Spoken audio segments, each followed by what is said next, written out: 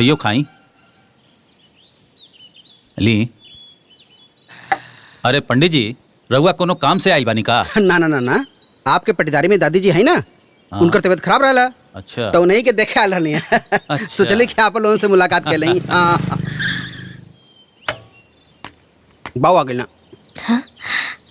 अरे पंडित जी पा लगी पंडित जी। अरे खुसरा खुसरा, प्रभु की कृपा है। ए जी, हमार टिकट के का भइल?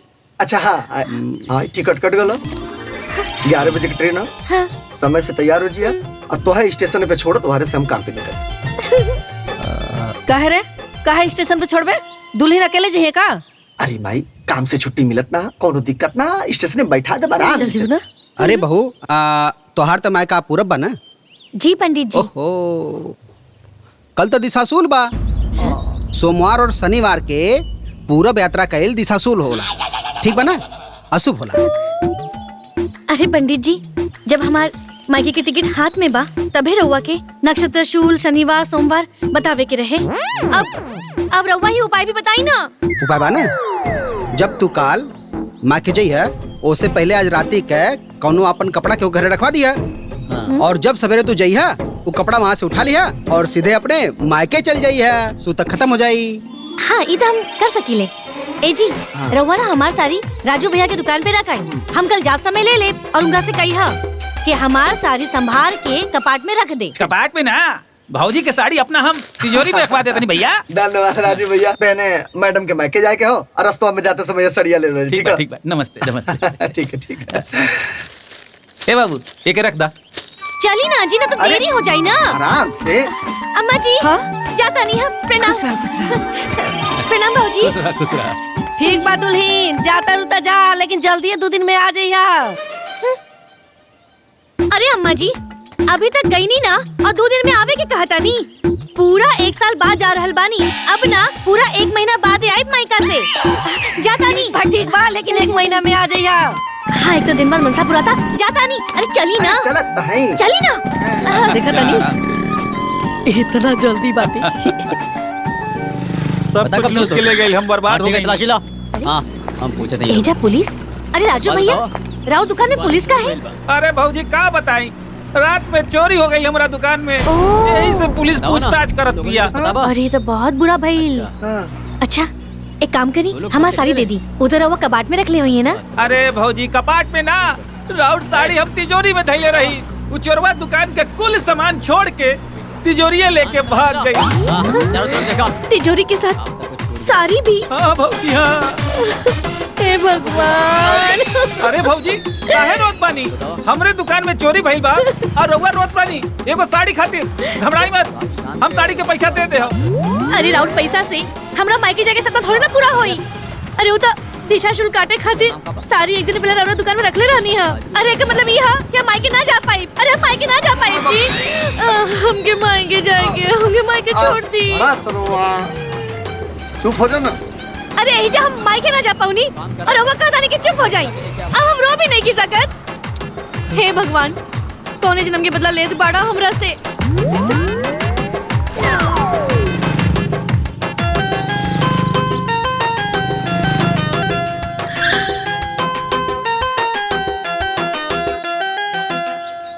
ई का दुल्हन, अरे तू 1 महीना बाद आवे वाला रहो, 1 घंटा में आ गई हो। रउआ तो चाहता नहीं कि हम मायके ना जा सकी, ऐसे तो बार बार हमरा साथे अनहोनी होता। हमार साड़ी चोरी हो गई। का? अरे दिशाशूल के दोस्त रहलू, अच्छा कहलू कि वापस आ गईलू। अरे बेटा अजय, ई टिकट के कैंसिल करवा के 2 दिन के बाद की टिकट निकाल लावा। हाँ हाँ ठीक है बाबूजी, जातला बकटवा देतला। अरे सुनी ना, 2 दिन के बाद जब पहला ट्रेन हुई, ओके टिकट निकाल दी। हाँ? अच्छा ठीक है, हम पूरा प्रयास कर भाई हैं। जातला वही बदने। कटा दो ना। ए चाची, चाची हो, बड़की दादी के ना बड़ा तबीयत खराब बा। रउआ चली, हमार माई रउआ के बुलावतिया। दुल्हन चल हिलाओ दो, चल के देखे आओ जाओ। चला चला चला चली जी। ए हटा। हाँ। इके बा ए दादी, ई अजैया बहू बानी। अजयवा बहू, बिमला चाची के पतोहिया। ए दीदी द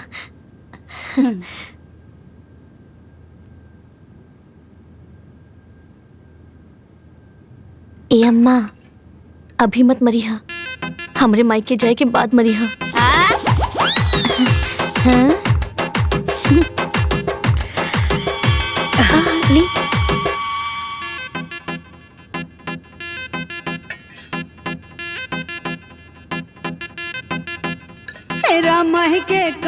हे भगवान, अभी कोनो खेला मत करी हा।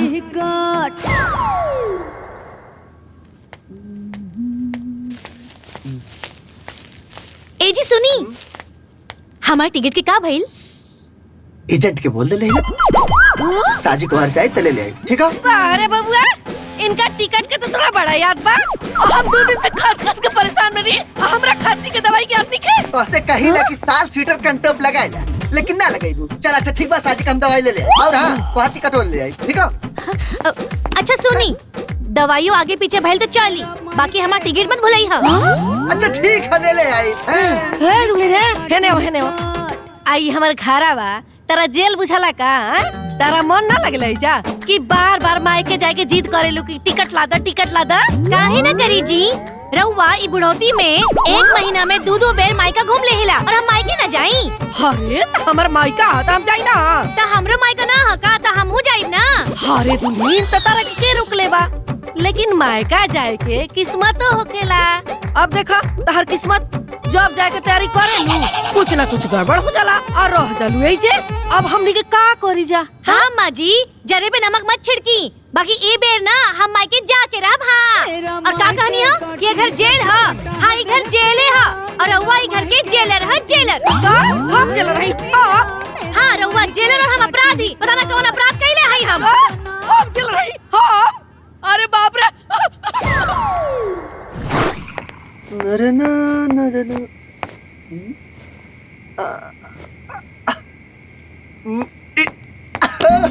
मेरी जान। कबू कबू ना खूब प्यार करे मन करला। भोजपुरी फिल्म के जैसे एकदम रानी चटर्जी मती लगलो हमार जान। जान के निकला था परान। टिकट के का भइल? टिकट तो ना हो पोलस का?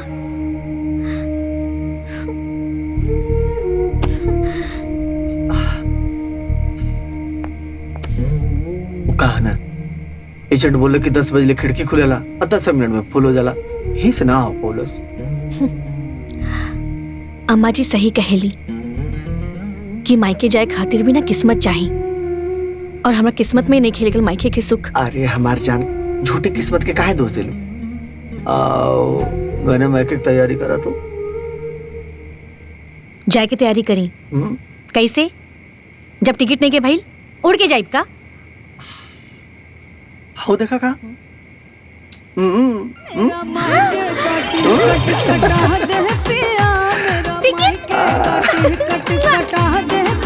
हम ना अभी जाके पैकिंग कर लेता नहीं, काहे कि कल सवेरे नाश्ता और खाना बनावे के रहे। बस 9 बजे से पहला ही निकले के। हाँ थैंक यू। अरे धीरे धीरे चलती। अरे हाँ बाकी ट्रेन छूट गई था। अम्मा जी जाता नहीं। हाँ प्रणाम। खुश रह। प्रणाम भाऊजी। अरे खुश रहा खुश रहा। अरे दुल्हन, मायके जाए के खुशी में सूत मत जी रेलगाड़ी में। रेलगाड़ी में ना अपना सामान के ध्यान रखिए, बड़ा चोरी होकेला। अरे अम्मा जी हम अभी तक गई नहीं रहा और वो इतना अपशगुन। अच्छा ठीक बा, हम ध्यान देब। जाता नहीं। आराम से गिर जेबू तब निचवा देख के चला। आवता। हाँ, ट्रेन आवता। चलिए आराम से। हाँ पटरी लगत जल्दी आ गल का। अरे ट्रेन ऊपर पटरी पे काहे आवती है? अब अरे इता अपन ना ये हमारा ट्रेन ना है का? नहीं हो, एक मिनट। नहीं अपन ट्रेन ना। अच्छा हमारा ट्रेन कब आई? अरे आई कानपुर जाता, हमने वाला गोरखपुर जाई। कितना बजे आई? 11 बजे आई। क्या टाइम होता? अरे अभी 10 मिनट बाकी है 11 बजने में। अब इधर आवा। अरे परेशान मत होगा, आई न।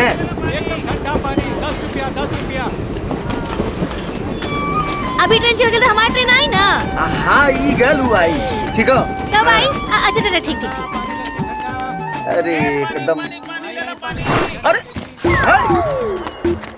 उधर का जाकर तो अरे देखा तानी कि ट्रेन आई कि ना? हाँ उहे देखा तानी। पानी पानी पानी देख ले पानी जाने का। ठंडा पानी ठंडा तो पानी देखे कि भैया। पड़ी ना, अब तक ले ट्रेन काहे नहीं के आइल? अब 11 बजे का टाइम अभी समझल अरे करा। खड़े खड़े हमार कमर बथे लागल ह। कमर बत्थे लगल अच्छा हो तो चलो बैठा आवा चला। अरे ट्रेन छूट गई का? अरे ते हे ते स्टेशन में बैठा क्या आवा हाँ तो चले तानी ना।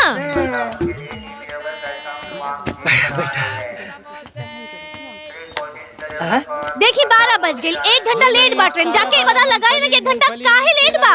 अरे हो जाला कबो कबो लेट यात्रीगण हो कृपया जाला। ध्यान दे, बनारस को जाने वाली ट्रेन गाड़ी संख्या 11056 आज पटरी खराब होने की वजह से गोरखपुर में रद्द कर दी गई है। यात्रियों की असुविधा के लिए हमें खेद है। जिन यात्रियों को अपना टिकट वापस कराना हो, टिकट काउंटर पर जाकर अपने पैसे वापस ले सकते हैं। धन्यवाद। हमारी किस्मत फूटला, सत्यानाश होई लोगन के। हमार ट्रेन ही कैंसिल कर देले बाड़ा। अरे कोड़ फूटो कीड़ पड़ो तू लोगन के। माटी मिलो ना लोग, हमरा ट्रेन ही कैंसिल कर देले बाड़ा। आप चुप रही जी, इनका कुल ट्रेन पंचर हो जाए। मैया रे, हमार ट्रेन ही कैंसिल कर देला। अरे क्या रोज दे तोर बीबी। अरे हल्ला मत अरे आप बताइए, चुप रही। मेहरारू हमार जौन मन तवन परेशानी हम में झेले के तुलो से का मतलब चलो। अरे मैं परेशानी का बा? कोई नहीं, पूरे 2 साल के बाद मायके जात रहनी है। ये कुल माटी मिलाना हमार ट्रेन कैंसिल कर देला। अच्छा तुम जा हे भगवान, ए बड़ा बड़ा भाई चल चल सत्यानाश होई लोगन के। अरे काहे मतलब कि सबके सामने बेइज्जत करना अच्छा लगा था। तो हमके मायके जाए के बारे में तो कुछ करते नहीं के। अरे ठीक है, ट्रेन न कैंसिल भला, रास्ता ना बंद भइला। माने दिल कि ट्रेन से ना जाली तो रास्ता जाली, गाड़ी बुक करब। चला मारलू पूरा एकदम पब्लिक के बीच में एकदम बेइज्जत कर देलू। अब देख आप साथ में गई। ए भैया आए बैठी। गोरखपुर चलबा का? कहाँ जाके बा? अरे चलते आ तू चला चला कमाली।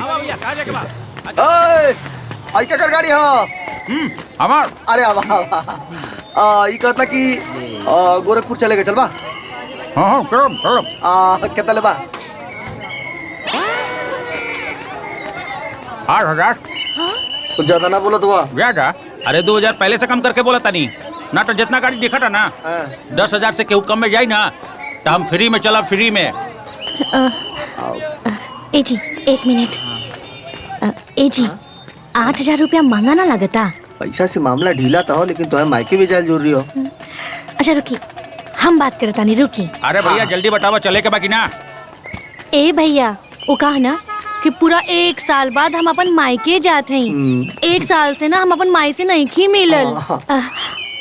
रउआ 5,000 में हमके छोड़ देती तो रउआ बहुत पुण्य का काम करती। हाँ अरे हम अपन मेहरारू के 2 साल से मैं के भेजे नहीं, बाकी जाइते नहीं थे। ए भाई तू तो बड़ा भाग्यशाली बाड़ा यार, तो हर बीबी मायके जात भी है। हम छोड़ दे। हाँ 5,000 में ना, 5,000 में ना चला। 6,000 ले, 6,000। चली चली, देखी राउंड 2,000 बचा देनी है। चली चली। अरे एडवांस कुछ दे बा, गाड़ी में तेल डाले के बा। आओ भैया कैस ना हो, चला रास्ता में एटीएम से निकाल के दे दे। हाँ चलो चलो चलो, बैठा बैठा बैठा बैठा बैठा।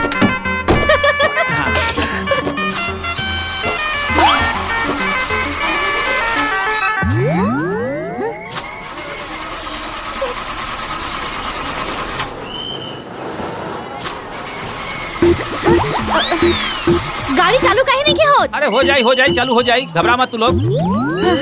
हो जाए।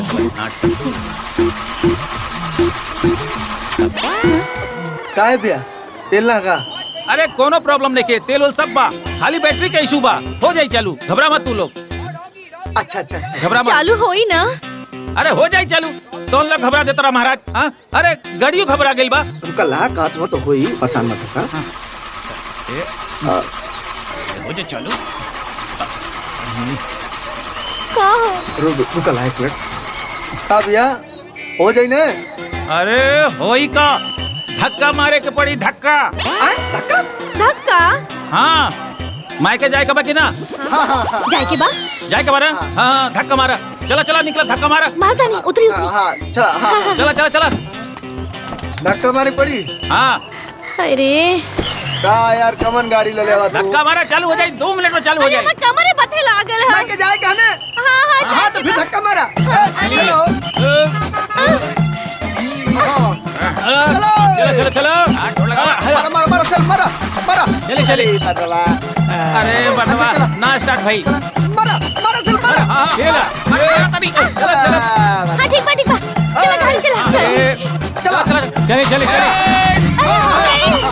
हो गई। हे भगवान तार लाख शुक्रिया। बाप रे बाप। चली भैया। हाँ हर हर महादेव।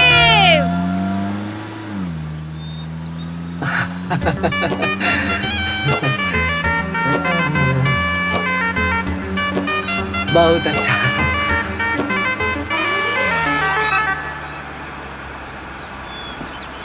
चला चला चला चला। ए रुका रुका अरे रुका अरे कौन है रे मटका? ए बाहर निकल।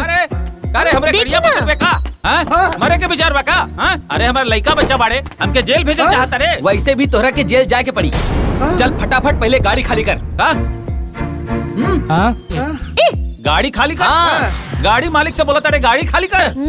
अरे हमनी के लोन डिपार्टमेंट से ही जा 6 महीना से किस्त ना भराइल बा तो उठाओ के पड़बे करी ना गाड़ी।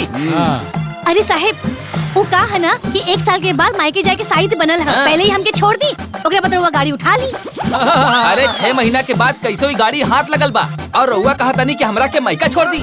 अरे इतना रउआ के जाके जल्दी बा ना तो 6 महीना के एकर किस्त 75,000 रुपया भर दी ओकरा बाद मायके लेके चल जाएंगे। अरे हम कहे बरब हमार गाड़ी थोड़ी ना हो। हाँ हाँ वो तो मऊ जाना तानी। हे सामान फेंक गाड़ी लेके चल। ए चल चल सामान फेंक। चलो चल गाड़ी लेके। अरे सुनिए साहेब अरे रुक जाइए गाड़ी लेके मत जाइए हमके मायके जाएंगे। अरे रुक जाइए। अरे हमारी गाड़ी 8,000 के किस्त मांगे लो और अपना करे लोन नहीं खींच कोले कोले तोरा मुंह छोटा मार के तोहर मुंह तोड़ दे। हां सारे का हां सुन 6,000 भाड़ा मांगले रहला तू। हां 6,000 भाड़ा मांगले रहला रे सुन आला चलिए आवा छोड़ा जाए तो चला। अरे मत परेशान होकर दूसर गाड़ी बुक कर देता ठीक हो। ना जी अब रहे दी लागता कि आज जाए के हमार जतरा ही नहीं खे। देखी ना पहले ट्रेन रद्द भइल और अभी गाड़ी उठा के ले गेलस लोग। लागता कि भगवान नहीं की चाहत कि आज हम मायके जाई। रहे दी चली चला पैदल चले के पड़ी।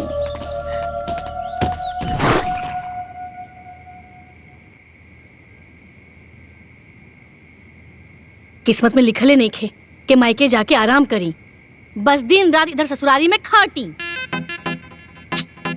का लेकोन मत दिन बैठ के हुन हुन रोवल हैं का दनी 2 दिन टिकट कटवा दे। मेरा मायके काटी पक्का? कटा दे। अरे हाँ पक्का। मेरा मायके काटी काट। हे दुर्गा माँ हे ब्रह्म बाबा तू लोगन के हम बहुत बतासा और बहुत घी चढ़ौले हैं। ई बेर ना मायके जाए से पहले कोनो नया मुसीबत मत खड़ा करी। तू लोग से बहुत उम्मीद बा। ई बेर हमारा असरा पुरा दी और हमके मायके पहुंचा दी बस। ए दुल्हन हाँ अरे वो बगल वाली दादी बड़ी ना मर गईली। चल चल चल चल चल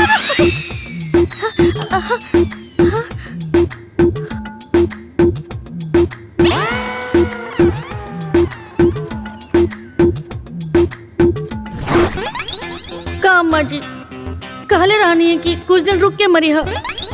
इतना का जल्दी रहे। अरे एक दिन और रुक जाती तो हम अपन मायके में रहती ना। किस्मत फूटल है हमार।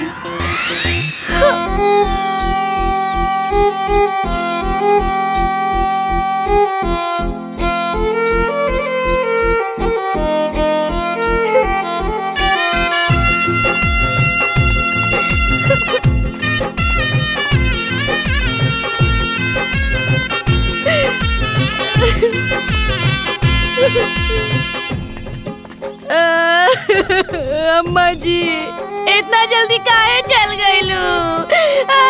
चुप चुप हो जा बिटिया, इतना दिन तक जीनी है ना, अब उनकर जाए के समय हो गए रहे, तक का कर सकेलो। अब इनका के का बताई कि हम ही बुढ़िया के मोला पे ना अपन माई के ना जा सके, नहीं यही से रोवता नहीं। माँ जी काहे चल गई रे? अब बोला इतना अर्जेंट में हमके फोन करके काहे बुला लेना लोग? पंडित जी वो कहा है ना कि जब भी हम घर से मायके जाए खातिर निकले नहीं, तबे कोनो ना कोनो समस्या हो जाला और हम मायके ना जा पावे नहीं। तई समस्या के कोनो समाधान बताई ना। समस्या का समाधान? अरे हम कैसे समस्या का समाधान बताई हैं? अरे हम भाई पंडित आदमी, अरे हम पोथी पत्रा बाचीला, शादी ब्याह कराइला। इस समस्या का समाधान भाई देखा, इस समस्या का समाधान ना रामायण में लिखल है, ना ही महाभारत में लिखल है, ना ही कोनो वेद पुराण में लिखल है। भाई इस समस्या का समाधान हमारे पास ना, हाँ। भगवान के पास वही समस्या का समाधान।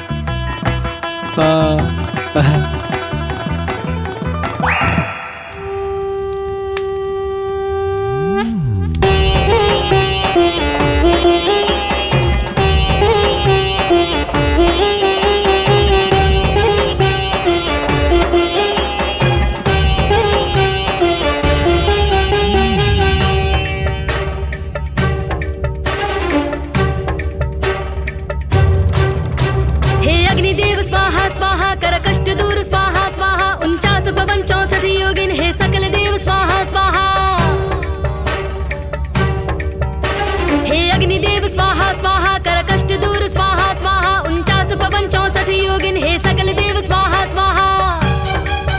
मन में चाहत बा हमरो पुराना हो, जोग नहीं हर जाए के बनादा हो, जोग नहीं हर जाए के बनादा।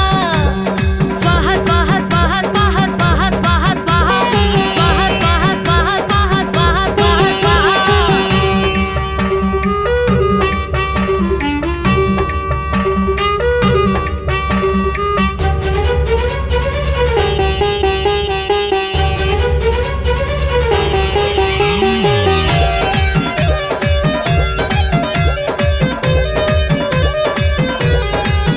कुछ आस लगल विश्वास बनल, दासी के आज उद्धार करा।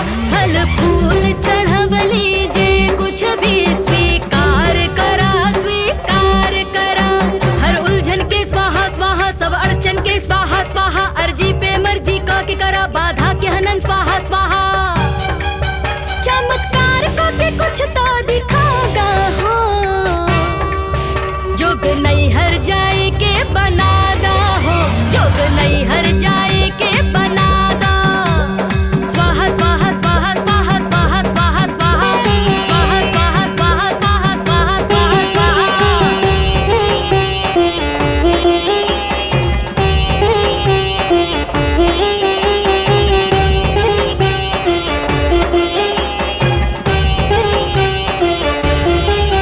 दिन ढेर गइल मन थोर भइल, मई के जाए के मन करे। तैयार होखी जब निकले के, कुछ आके उलझन पड़े। बाध्यान टिकल स्वाहा स्वाहा, अरमान जगल स्वाहा स्वाहा। श्रद्धा से तोहरे चरणन में ई शीस झुकल स्वाहा स्वाहा। जल्दी मई के मुहे पहुँचावा हो, जोग नहीं हर जाए के बनादा हो, जोग नहीं हर जाए के बनादा। स्वाहा स्वाहा स्वाहा स्वाहा स्वाहा स्वाहा स्वाहा स्वाहा स्वाहा स्वाहा स्वाहा स्वाहा स्वाहा स्वाहा। अरे हाँ हाँ चलत नहीं।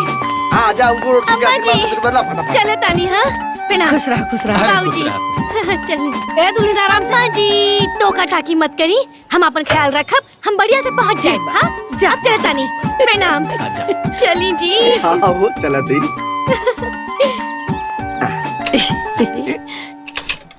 अरे चालू कहीं नहीं क्या होता? रुका ला 1 मिनट। हे भगवान, आलतू जलालतू आई बला को टालतू, आलतू जलालतू आई बला को टालतू, आलतू जलालतू आई बला को। आलतू जलालतू आई बला को टालतू, आलतू जलालतू आई बला को टालतू, आलतू जलालतू आई बला को टालतू, आलतू जलालतू आई बला को टालतू। चल हो गई। ठीक है। आलतू जलालतू।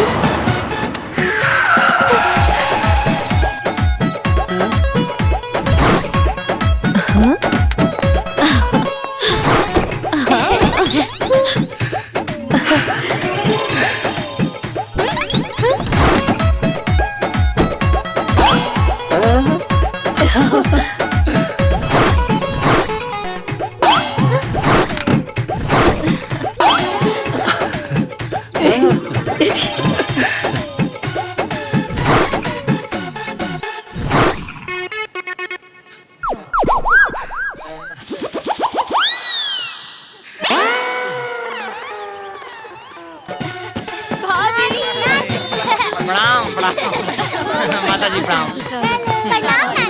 बाबूजी प्रणाम। रवा लोग अचानक से इहा सरप्राइज कैसा लागल हमने के देख के।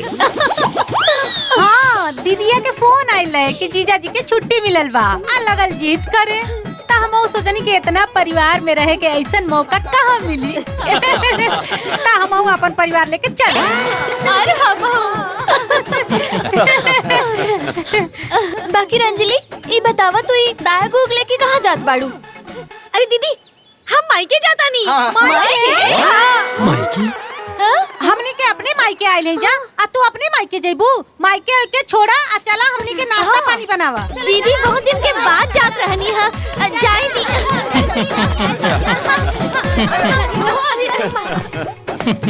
और जीजा सब ठीक ठाक? I'm fine. And how are you? You? कहता बाप जिंदगी भर प्राइमरी स्कूल में पढ़ता तरस गया, अब अपना अंग्रेजी बोलता। Excuse me. आपने मेरे बाप के बारे में कुछ कहा क्या? अरे नहीं, आपने मेरे बाप के बारे में कुछ कहा क्या? हमार कहाँ इतना हिम्मत है कि तोरे बारे में कुछ बोली साड़ू भाई। Excuse me.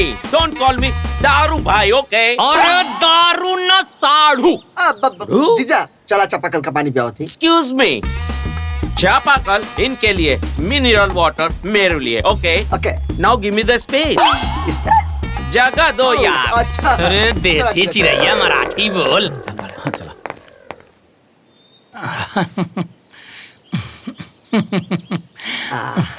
जीजा। What is this? Ghugni. What is ghugni? गांव के देसी मटर और देसी आलू। आलू। फिर तो इस आलू को खाएंगे ये दोनों भालू। Give him. कहा है ना कि साड़ू भाई के डायबिटीज बा, शुगर। No diabetes. Okay. अच्छा, Okay. सुनिए, इसको लीजिए जीजा जी। वाह। हाँ। कलरफुल। किस बगीचे का फूल है ये? नहीं, ये फूल नहीं, चिप्स। ऑयल में फ्राई किया होगा। शुद्ध सरसों तेल। फिर तो है ये इन दोनों का खेल। गिव हिम। छोड़िए उसको। और ये लीजिए देसी गुड़। Good. I don't like this good. घर में स्वीट है तो स्वीट लेकर आओ, नहीं तो रहे। अभी खाएं, साजी की मिठाई भी आ जाएगी। नो प्रॉब्लम। बाप बूढ़े बिन तरस के मर गया, ये खाई स्वीट खाई। ओए, ये मेरे बाप के बारे में फिर से कुछ बोल रहा था। नहीं, बाप के बारे में। साड़ू भाई इतना कहाँ हमारी हिम्मत बा कि आपके बारे में कुछ बोला। नहीं, ऐसा लगा कि बाप के बारे में कुछ बोल रहा है। अरे ना। अब बाप पे नहीं। हाँ, ईपी पानी। वेट। मिनरल। अरे गांव के शुद्ध मिनरल वाटर है। ओके, शुद्ध पिया। मिनरल शुद्ध। ओके, पिया। चापाकल के जल मिनरल बोल के पिला देनी।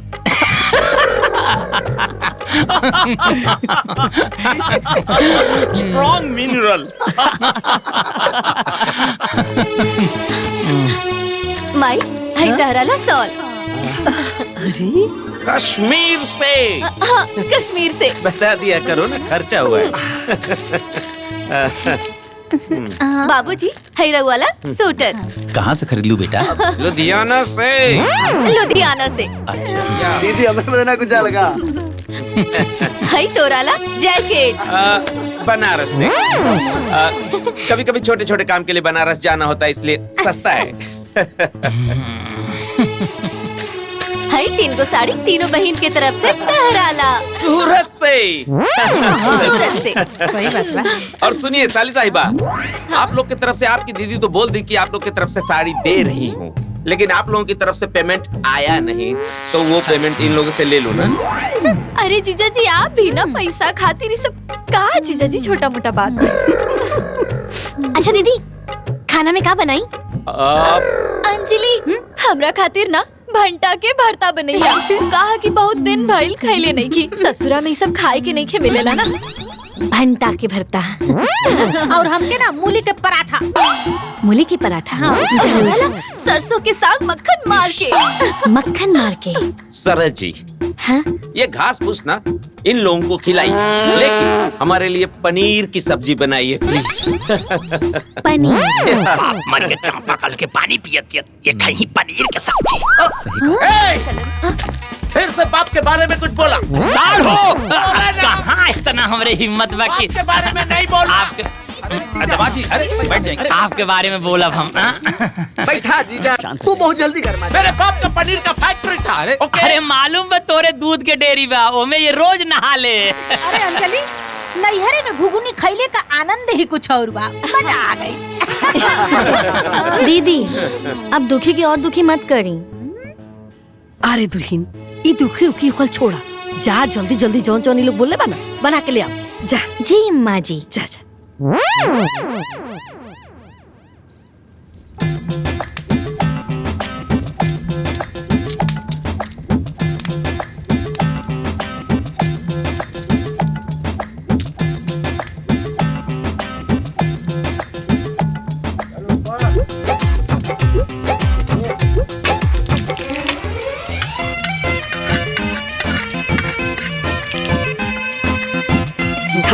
बढ़िया बना दारू।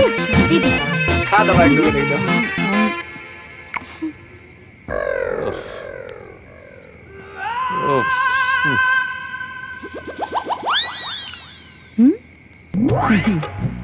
सरज जी, हमने आपको पनीर की सब्जी बनाने के लिए कहा था, ये आपने क्या बनाया है? ये तो तेल की सब्जी है, तेल की सब्जी।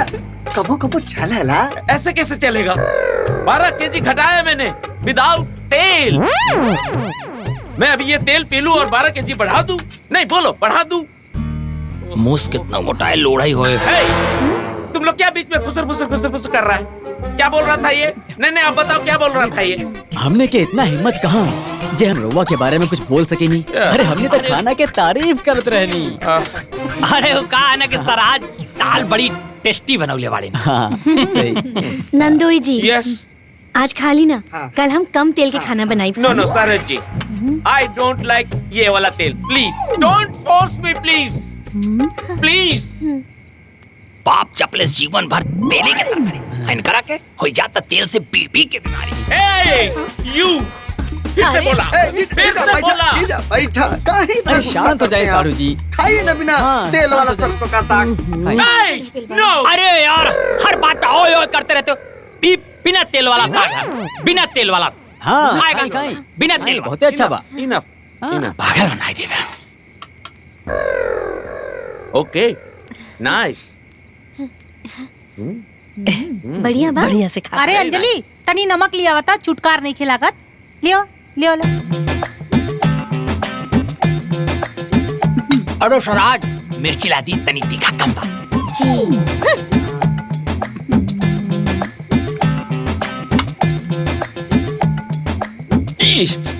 अंजलि, तनी गर्मा गर्म 2-4 को पापड़ तल के लिए आवा ना।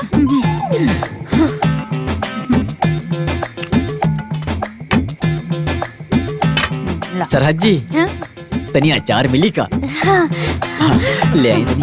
फैंटास्टिक। सुनो ना, चावल ले लेवा तनी चलो।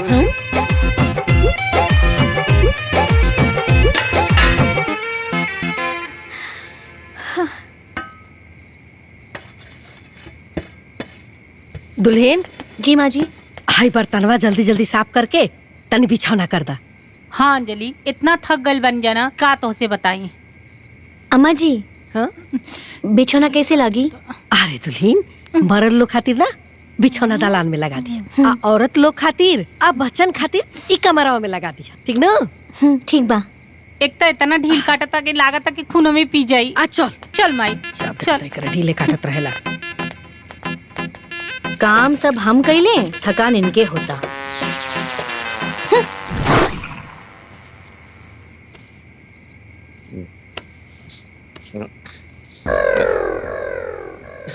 अरे यार हमको यहाँ नहीं सोना है? काहे? मुझे ये घास फूस में नहीं सोना है।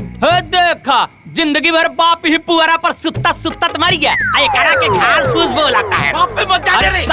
बाप पे मत जाना। ठीक साड़ू भाई, बाप ने जब सुत्ता नहीं, हमको ये घास फूस में नींद नहीं आती, हमको एसी चाहिए, एसी ओनली। अरे इतना पाला पराता और नाक कान मुंह बांध के लुक बनौला देसी और सुती जाके एसी में। क्या रे? यही हुई क्या कर रहा है? हाँ? तुम सुतो, मुझे एसी चाहिए। अरे दामाद साहब जी, रहुआ चिंता ना करी, हम व्यवस्था करत हई। कीजिए। ए बिमला, बबुआ तनी खोल तो दरवाजा। देखी ना जी के बा। आते दरवाजा खोल बे। हाँ? अम्मा जी खोल। अरे का भाई? ए बेटा, तनी अपना बड़का जीजा खातिर ना अपन रूमवा दे दे सुते खातिर। उनका बिना एसी के ना नींदे ना आवेला। अच्छा बड़का जीजा के आवाज जीजा सुता ना, आवाज चला तुम। Thank you thank you thank you thank you.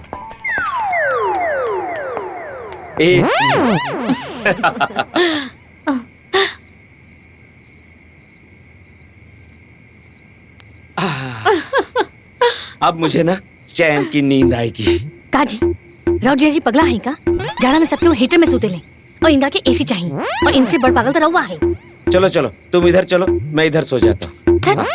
रहुआ अकेले सोती, हम जाता नहीं माई बहन जोरे सोते, ठीक बा? वाई? अरे नैहर में अकेले सुतल जाला। ये किस डॉक्टर ने कहा? आई आई आई, अरे हम कहाँ जाए? Thank you. Good night. 10-15 दिन बाद आना, मैं एडजस्ट कर लेना। हम कहाँ सोती? अब चल जाना, दीदी दिख लगा रूम हम सुतरा, हम बाहरवा सुतरा थी।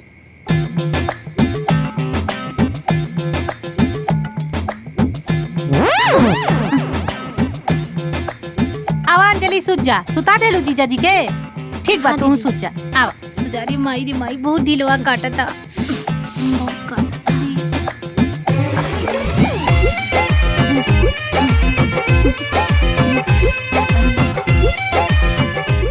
बड़का एसी सुती। ये साड़ू भाई चला कंबल में छिन लिया बजाई। हाँ चला चला जल्दी से निकाल के लेके आवल जाए। चला चल।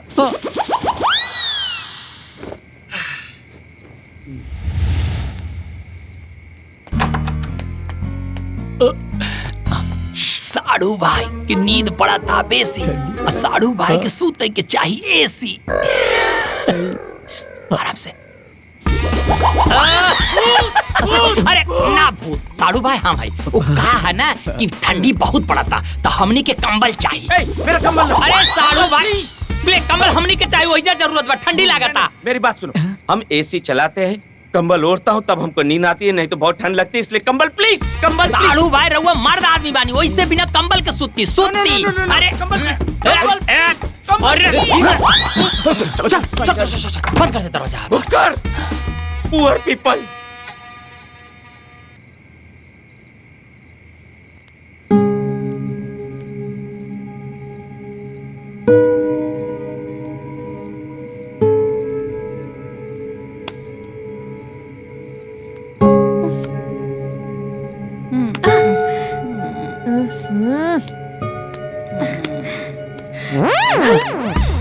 हे भगवान, कल से हमरा कपार में भी ढील आई का? अरे हमारी बिटिया कैसन बाड़ू?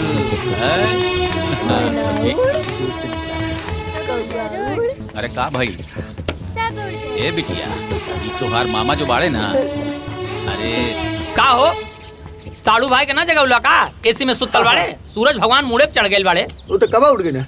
उठ गई ले? हाँ। कहाँ कहाँ है?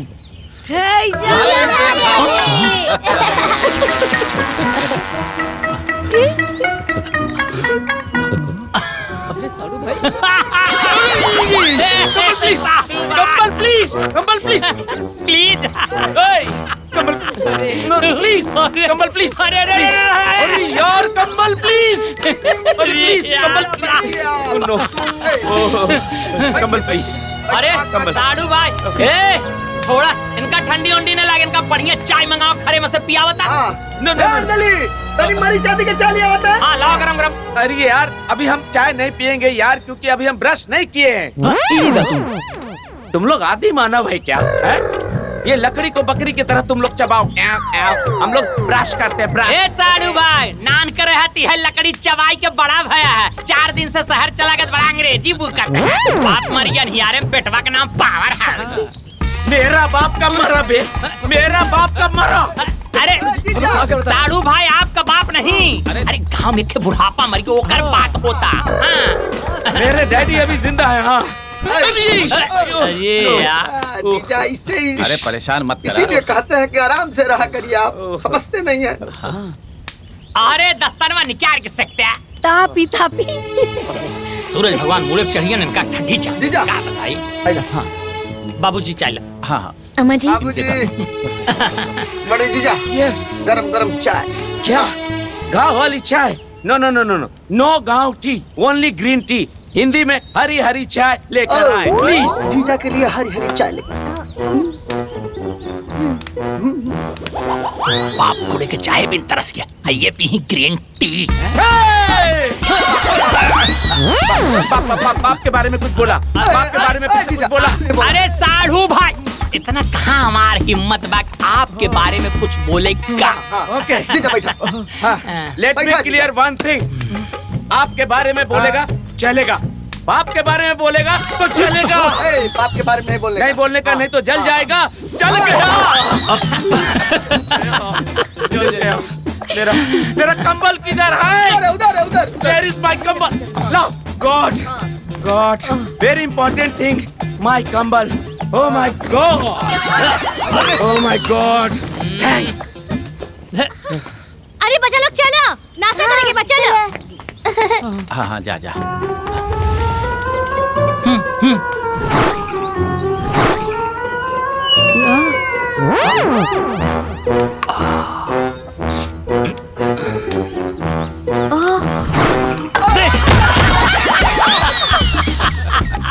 You idiot! Oh my God! ए मामी ई घर में कोनो बच्चा ही नहीं के जे हमने के साथे खेले और हमने के पूरा गांव घुमाए। अंजलि देखा बबनी का बोलतिया, बतावा उनके बात के जवाब दो। हाँ या फैमिली प्लान चला था कोनो? ना दीदी ऐसा कोनो बात नहीं। अरे ऐसा बात नहीं खे तो हमनी के दीदी से बुआ कब बनेबू? बोला बोला। अरे बोला बोला अरे बोला बोला बोला बोला अरे बोला ना दीदी बोला। अरे बोला अरे रुका अरे बोला अरे बोला रुका।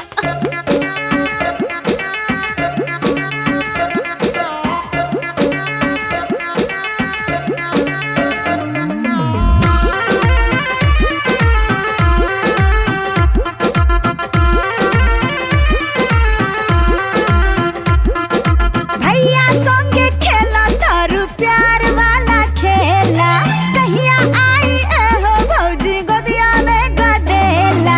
भैया संगे खेला तारू प्यार वाला खेला, कहिया आई हो भौजी गोदिया में गदेला।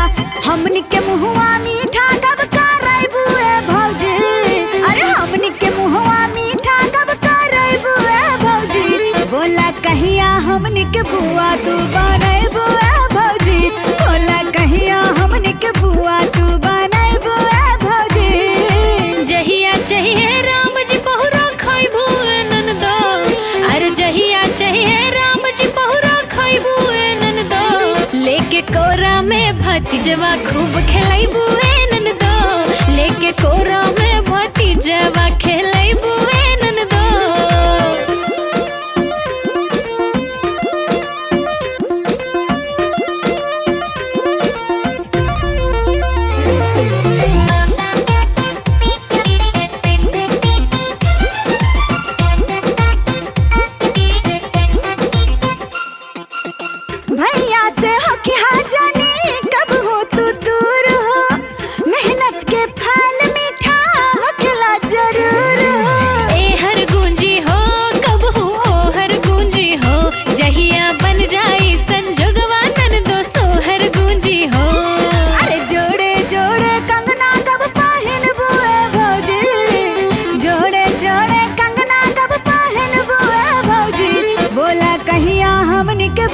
तू बनैबू ए भौजी बोला कहिया हमनी के बुआ तू बनैबू ए भौजी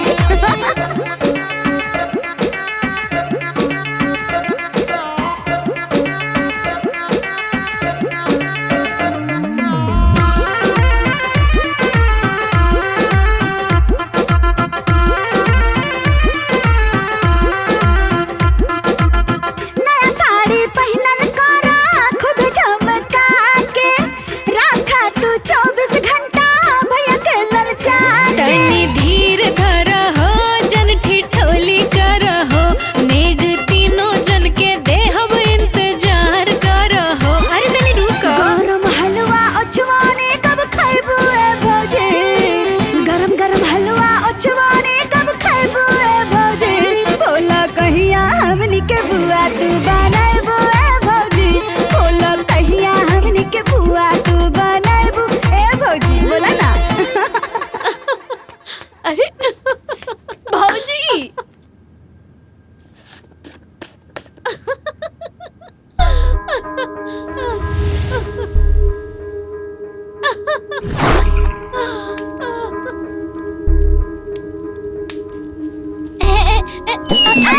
अरे गुड़िया अरे तू लोग पकड़ो पकड़ो अरे हमका पकड़ तू दीदी ये लोगन के देखी ना तेरे समझाई ना लोगन के अरे कोई बात ना बच्चा हो इंसान घर में न खेले तो कहाँ खेले इंसान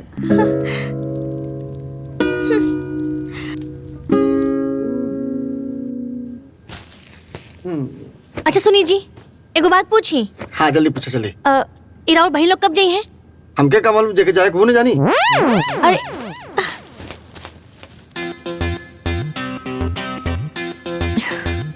ये बात तो हम खुदे पूछे सकता नहीं ना पूछब तो मायके कैसे जाई चल अंजलि खुदे पूछ ला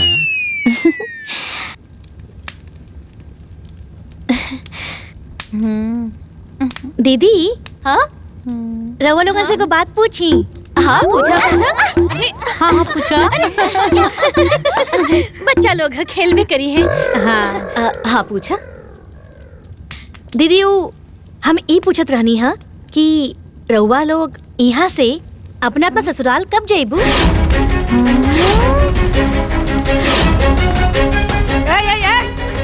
तू क्या हुआ पूछे वाला कि हमार बेटी कब अपना ससुर जी सन अरे अपना माई बाप के घरे रहता रही सन अपना माई बाप के खाता रही सन ये सब खुशी तरह से बर्दाश्त नहीं कर अरे अम्मा जी ऐसन बात नहीं खे हम तो बस यही से पूछ देनी ओ हमके भी मायके जाए के है ना बस अच्छा तो तारा मायके जाए खातिर हम अपना बेटी से भगा दी अरे हमरा बेटी सब के ना जब तक कहीं जा रहे मन करी तब तक रही सन समझ गए तू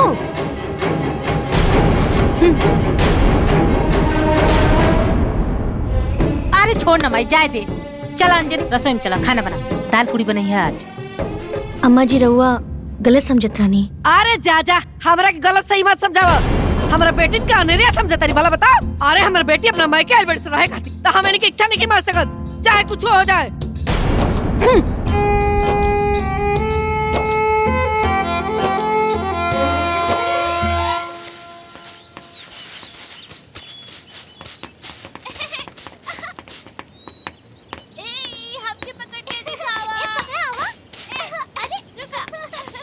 अंजलि जी दीदी अपन नंदोई जी के ग्रीन टी पिया था उनका बड़ तलब लागल बा रोज रोज के आदत हो गइल बा ठीक बा हाँ। ग्रीन टी सुखता गइल अंजलि हाँ जी दीदी देखा ना कपड़ा सब सूख गइल बा तनी प्रेस करके रख दी ना हाँ? जी दीदी प्रेस करके रख दी ए अंजलि अंजलि हाँ दीदी का करत हऊ दीदी गेहूं सुखावतानी अरे गेहूं तो सुखात रही पहले आवा हमरे बाले में बहुत ढील काटता आवा हेर दो हाँ, दीदी छत पे आ जाई ना यही जा उजियार बा नीचे अनार बा आ जाई ठीक बा आवा तानी छतवे पर ढील बहुत काटता हो ये तीनों बहन तो हमके नौकरानी समझ लेले बाड़ी हुकुम पे हुकुम चलावतारी एकनी खातिर जितना करी उतना कम बा अंजलि अगर तोहरा के मायके जाए के बा तो पहले इन लोगन के यहाँ से भगावे के प्लान सोचे के पड़ी। ए दीदी कितना ढील बा, ना जाने कितना ढील बा कि खत्मे नहीं की। अरे बहुत काटा था हो का। माई भूख लागल बा, तनी खाए के दाना कुछ। माई माई भूख लागल बा, खाए के दाना। अब ही ले खइले नहीं खा जा तो लोग ना। माई ए माई याओ सुनता है ने? अरे का भइल, का भोरे भोरे हाला करे लगलू सन? अरे अब ही ले लइका फसिए मुहे बड़ा सन। वो महारानी कहाँ बाड़ी? सुतले बाड़ी का भइल ले? पता ना, अभी तक ले त ना सुते ले। चल सन देखा सन का करतिया। चलता हाँ चल चल देखा जा। चल पता ना का करती। चल देखा तड़ी ये अरे ना रे सुतल नहीं देखा जा। दुलीन ए दुलीन केने बाड़ू हो? अरे तोहर मेहरिया कहाँ बिया? वहाँ बाहरवा तोहर जीजा जी बच्चा लोग बासी मुहे बा। और वो महारानी कहाँ बाड़ी? अब ही ले खाना नाश्ता कुछ मिलबे ना कइल त लइका जीजा जी उपास करियो लोग। जाए के देखा अंदर वो बुखार दे ली। बुखार? कैसे बुखार आ गई? अरे कल तक तनी मन रह लखिया। अरे तबीयत के का कल ठीक आज खराब। चल के देखा सन का भइल बा उनका के। चल सन चला एकदम चलसी में पानी भर के रख देले बिया। खाली झूठ बोला। दुल्हीन का अंजलि इतना अबेर हो गई, अब ही सुतले बड़ू? तबीयत बहुत खराब बा, बुखार चढ़ गइल बा। सवेरे से उठे के बहुत कोशिश कईनी, बाकी हिम्मत नहीं खे होत। अरे हाँ बड़ी तेज बुखार बा दुल्हीन के। दुल्हीन तू आराम करा है ना, काम के चिंता मत करा, सब हो जाई। हाँ ए बुचिया आज घर तोहनी के संभाल रहा सब। हाँ अरे तोहनी के बाल बच्चा भुखाइल बड़न, पाहुन भुखाइल बड़न, जाके चाय पानी नाश्ता बना दसन, आज झाड़ू पोछा चौका बर्तन सब कर दसन। चौका बर्तन झाड़ू सब। हाँ चलो दुल्हन तू आराम कर। चल चल चल चल चलो। ठीक बा माई, तू कहा दाड़ू तो करे के पड़ी। चल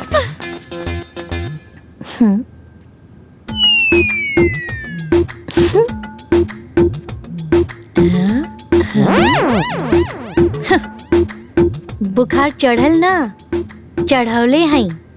जब पूरा दिन काम करे के पड़ी ना तब पता चली। अरे तनी आराम से झाड़ गर्दा होता। महारानी बेराम पड़ल बड़ी, हमनी के कुल काम करे के पड़ता। अरे तो ठीक बा ना, सफाई तो करे के पड़ी ना। मम्मी पराठा कितना कड़क बा, राते के बासी दे दिल बाड़ू का?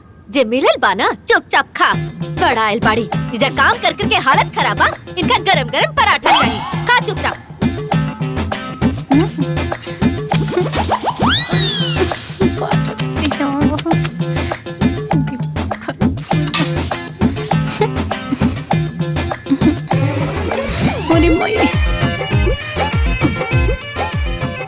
दीदी हमार तो सब काम हो गई, अब तू लोग एकदम साफ से एकदम बढ़िया से करा, हम तो चलत आनी।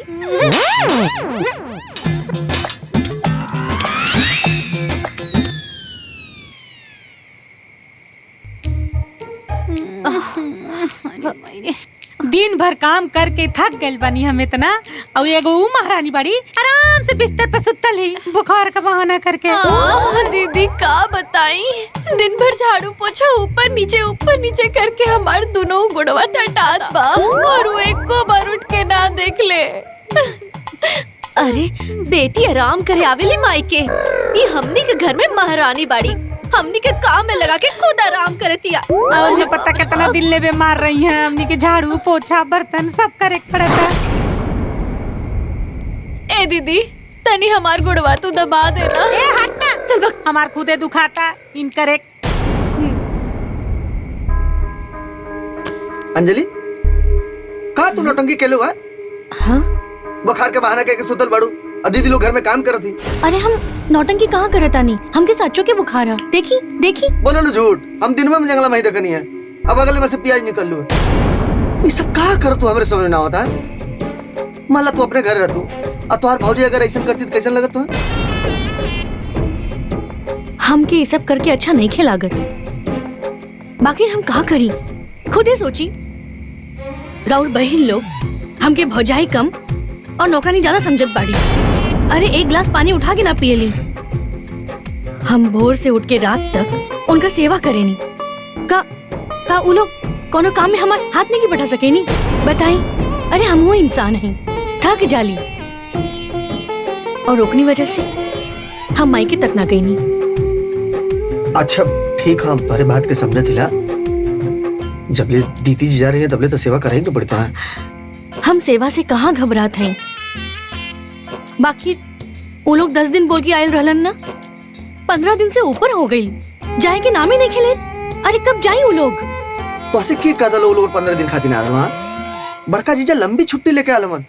जबले छुट्टी रही तबले लोगों ने यहाँ रही हन। हाँ हो सका अगर नया प्रोजेक्ट करते कोनो फोन होना जी तब लोगों ने यहाँ। नया प्रोजेक्ट?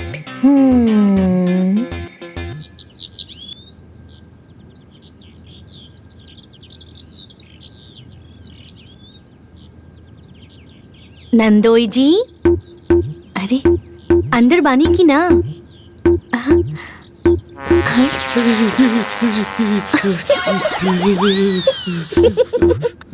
नंदोई जी, एसी बंद कर दिले बानी का? चालू कर दी? नो नो नो नो, एसी रहने दीजिए, बहुत ठंड लग रहा है।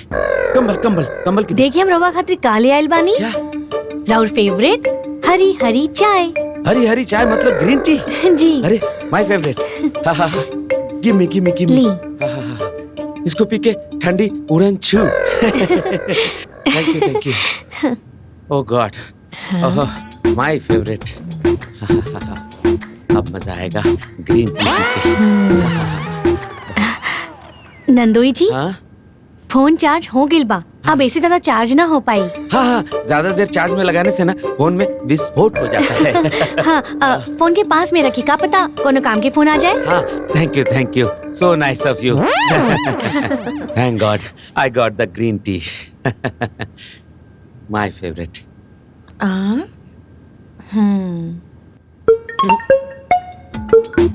हेलो हेलो सर। हेलो, कल ऑफिस में नया प्रोजेक्ट शुरू होने वाला है। आप कल सवेरे 11 बजे तक ऑफिस ज्वाइन कर लीजिए। लेकिन मैडम मैं अपनी फैमिली के साथ गांव आया हूँ। अगर आज शाम को भी निकलूंगा ना तो वहाँ मुझे पहुँचने में 2 दिन तो लग ही जाएंगे। कोई बात नहीं सर, आप पहली ट्रेन पकड़ के निकल लीजिए। Okay okay, I will try my best. पक्का? हाँ yeah I will try my best. Yeah. ओहो, चाय भी पीने नहीं देते। ओहो, रागिनी रागिनी रागिनी रागिनी।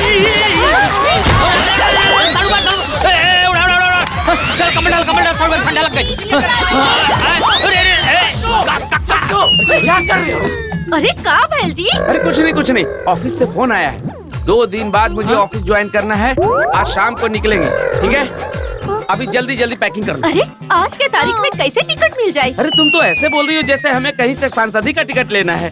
अरे हाँ साले साहब, आप कह रहे थे ना भारत के किसी भी कोना में कहीं का भी वीआईपी टिकट आपका दोस्त करवा देता है, तो अपना दोस्त को फोन लगाइए और हमारे फैमिली का जरा टिकट करवाइए। अर्जेंट जाना है, ऑफिस ज्वाइन करना है। हाँ ठीक बा करवा दे। हाँ बस हो गया। चलो ये सुनो, पैकिंग करो। का कटवा दे। माने वो कहा तारे कि अर्जेंट है, अभी लगाई ना फोन। हाँ भाई अर्जेंट है तो अर्जेंट फोन अभी लगाइए। मम्मी हमरा के गाँव अच्छा लगा था, हम ना जाए भी है रहे। अरे बेटा देखो मेरी पापा कुछ दिन और रुक जावा ना, हमनी के गांव बहुत अच्छा लगा था। पापा रुक जाना। देखो मेरी बात, ऑफिस से जब फोन आता है तो पापा के हाथ में कुछ नहीं होता है, ऑफिस ज्वाइन करना पड़ता है। चलो पैकिंग करो। और तुम क्या कर रही हो? चल के पैकिंग करो। अरे अभी अर्जेंट है। क्या बात? और तुम बच्चों को समझाओ। नंदोई जी, बच्चा लोग इतना जिद करता, इतना रोता, तो कुछ दिन रुक जाए ना। अरे लेकिन प्लीज।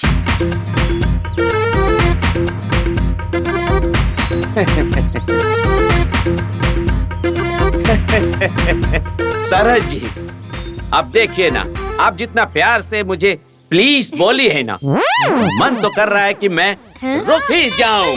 भाई चलो रुक ही जाते हैं। ओके रुक जाते हैं।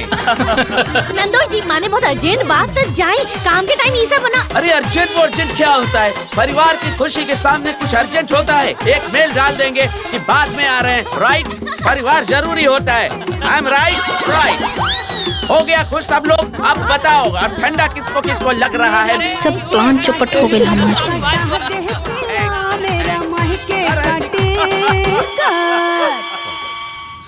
आई ना का? अरे दिन में इतना बिजी रहे नहीं कि 2 मिनट फुर्सत से बात करेगी भी ना मिलेला। का बोला? अरे वो लोग 15 दिन खातिर और रुक गए बाड़े। हम मायके कब जाए? अच्छा खासा जात रहना, लगलो काबिल बनी। ए ननद जी रुक जाए प्लीज। अब ला बैठ के टेंशन। अरे वो तो हम बेमन से बोले रहनी है, हमरा क्या पता कि वो साचे में रुक जाई हैं। अब रुक गई ना तब क्या करल? अब दीदी जब अब अपने घर जाइए तब तू जइया। अब हम जातला सुत्ता है। अब सुत्ता मैंने सुत्ता नहीं तो कपारे भात धर के सो जा। ये आदमी हे भगवान, अब तो कुछ समाधान करो, कुछ करो भगवान, कुछ करो।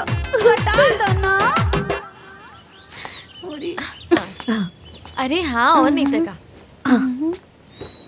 हमरा खातिर से सब दीदी हम चाय लेके आइल बानी। आ गईली। हाँ। अरे वाह अंजलि, हमनी के खातिर नमकीन और बिस्किट भी। हाँ दीदी। दीदी चाय ली ही? अरे चाय वे रखा बाद में पिया बाबा ढील काटा था बहुत। अरे तो हम है ना, हम ढील निकाले। ली रहुआ चाय पी। निकाल था। हाँ सही कहा। देखा ना एकरा तो हर घड़ी ढीले। कहाँ? अरे इधर ही इधर ही। अरे यह काटा था। हाँ हाँ हाँ। एगो बात पूछी का?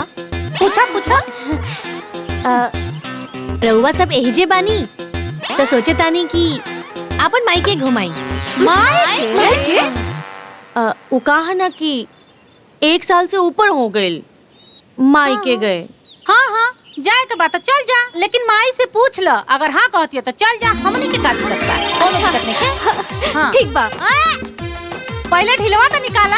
अरे खत्म कर दे कुल ढील। हम पूछ के आवता नहीं ना, हम पूछ के आवता नहीं। रुकी। अरे अब इन काटो अंजलि ढिलवा। अम्मा जी इनका से कहा कि हमारे मायके के टिकट कटवा दी ना, हम मायके जाए। अरे घर में बेटी दामाद आई बा, कैसे जीबू तू मायके? अम्मा जी हम दीदी से पूछ ले हैं यार, वो कहली है। अरे वो कहीं है तो तू चली ना जीबू, लेकिन तारा तन दिमाग होके चाहिए ना। घर में बेटी दामाद आइल बा, बाल बच्चा आइल बा, ओहनी की सेवा सत्कार करे के बजाय मायके भाग जीबू। गांव घर के लोग का कही हो कि ननद सवाइली सन ना भौजाई भागल मायके।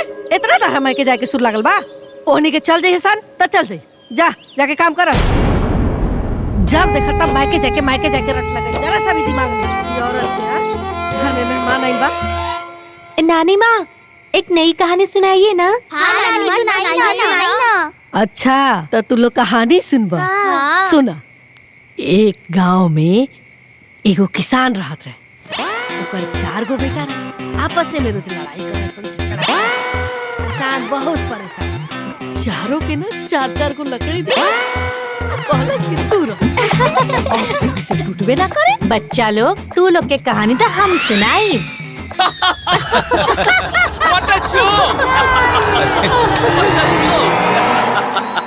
ए बच्चा लोग तू लोगन के गांव घूमे के रहे ना, आज घुमाई।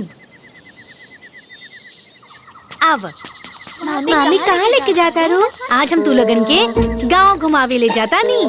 आवा देखा यहाँ बसवारी।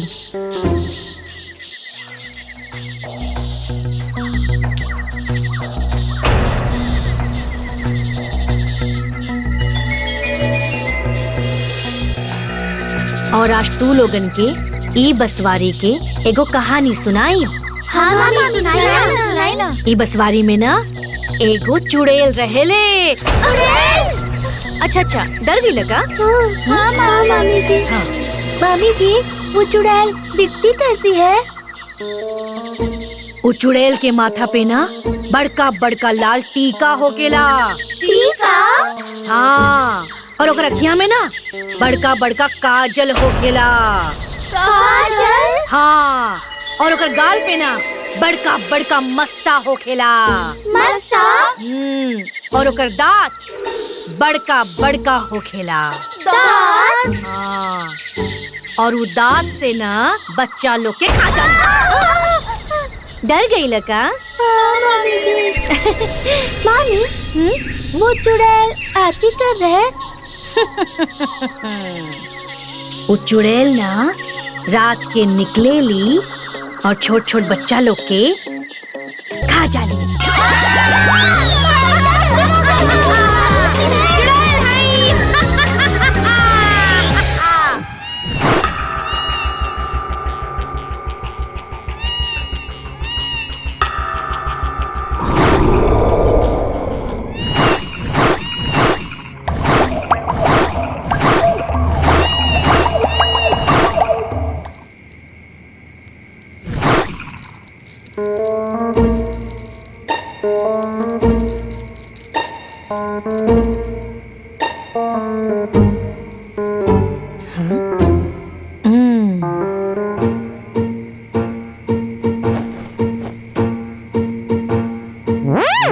कौन है?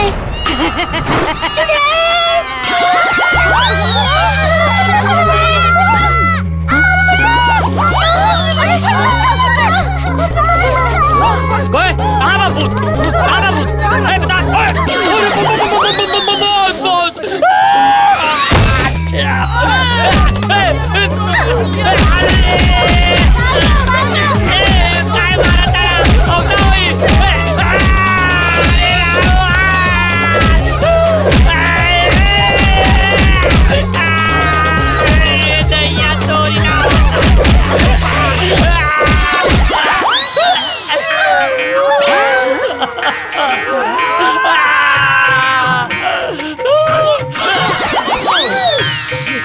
अरे ऐसे क्यों मारे लगा? ससुरारी में दबाद के पीटे तारा तू लोग। हे दीदी, ये जीजा जी तो गंजा है। गंजा? बाप रे बाप, राउत चांद तो बिल्कुल साफ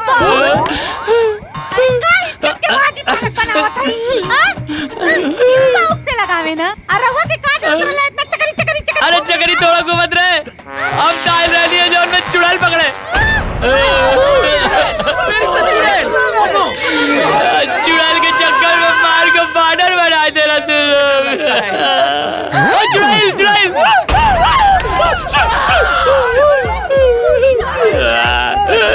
अरे चुप रहा, चुप रहा। ए देवा, ये चुड़ैल नहीं खे, चोर हा चोर। अरे लाठी लेके आवो, मारा एकरा के। बाबूजी, बाबू, ए जीजा, साथ रहा, देखा थी। No, be careful. Be careful. अरे, ये क्या करते तू? ई लोगन के भगावे खातिर करत रहनी है, बाकी हम फंस गई नहीं आज। हम हाथ जोड़े तानी, पैर पड़े तानी, हमरा के बचा ली, नादाज बवाले हो जाई, बचा ली हमरा के। अरे देखत का बड़े, मार ओकरा के। सुरा, हम जौन करम ने तो उन्हें करिया, हाँ, वो करिया। अरे अंजलि जीत गई,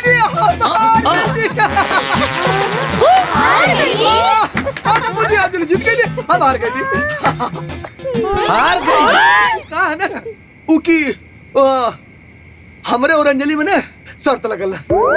शर्त ई रहे कि ई कहानी की तोहार भगना के हम डरवा देब। हाँ, कहानी की हमार भगना इतना कुछ डरपोक थोड़ा ना हो कि तू डरवा देबू, लेकिन कहा बल्कि सच्चो में हमार भगना डराई गई। यही बार अंजलि जीत गई, हम हार गई। ए भैया, तोहनी के हार जीत के चक्कर में तो हमनी के प्राण निकल गई। तहरा ही हार जीत के चक्कर में तो हमनी के हार्ट फेल करा दे और हमार तो सांसें अटक गई है। तू लोग के चक्कर में बच्चन के जान चल जात। चला सूता सब लोग। जा सुता लो, जा सुता, जा। सारे तोरी लोगन के हार जीत में हमारी इज्जत उतर गई। दोनों बात हाथ तेल और बरवानी हाजी जा। हाँ, जा लोगन। ये कौन नौटंकी करता लो? अब ले तो रहता मन गलो बाहर। करब ई लोगन यहाँ से भगाई तभी हम मायके जा पाइब ना। अरे माई से हम बतिया ले बहने, बाहर टिकट कटवा दे, समझ में आ ले? अब हम जाता सुनता है। आ सुना, हाय मेकअप कब छड़ा ला नहीं तो रतिया हम न डरा रही।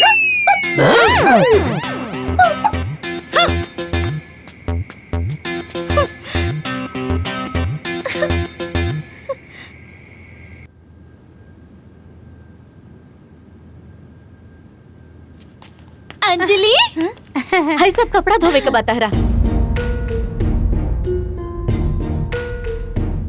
उ का है ना, हमनी के हाथ से धोए के कपड़ा आदत नहीं खे। हमनी के घरे वॉशिंग मशीन बा ना, तू तो धो लेबू।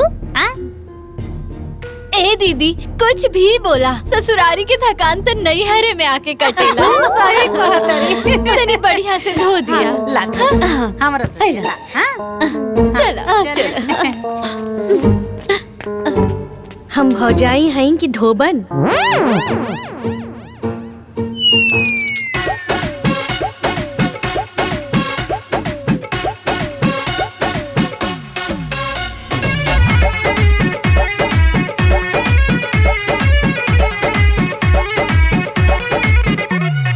अलग अलग रिश्ता तू जग में बनावला, माई बाप सास ससुर नाता बनवला। अरे अलग अलग रिश्ता तू जग में बनावला, माई बाप सास ससुर नाता बनवला। सरदार जहरों से भी ज्यादा बुझाता, ननद वाला नाता काहे रचलो विधाता, ननद वाला नाता काहे रचलो विधाता।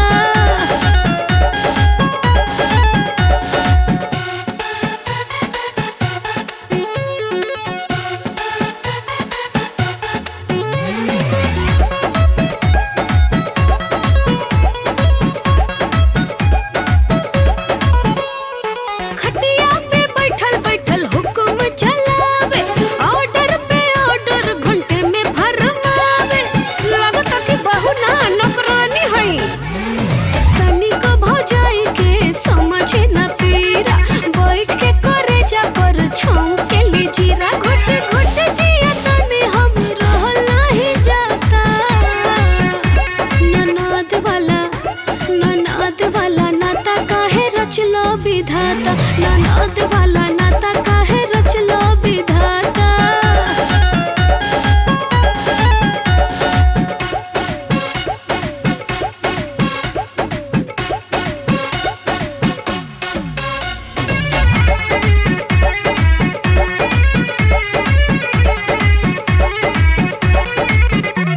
ननद लोग भौजाई के बुझता रे दुश्मन, बनके आइल बाड़ी माथा के उलझन। अब का कहीं कुछ बुझाते नहीं खे, ना जाने कहिया ले इहाँ बस जाई। नहीं खे बुझात कबले हम के सतई है, रात दिन खटत खटत देह दोबराता। ननद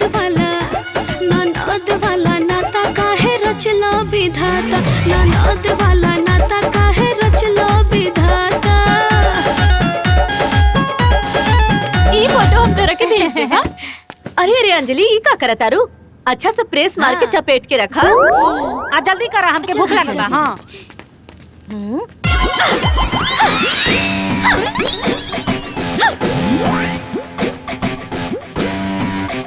नो नो नो नो नो नो, मैं इस घास फूस पे नहीं बैठूंगा। I need chair. मुझे कुर्सी दो।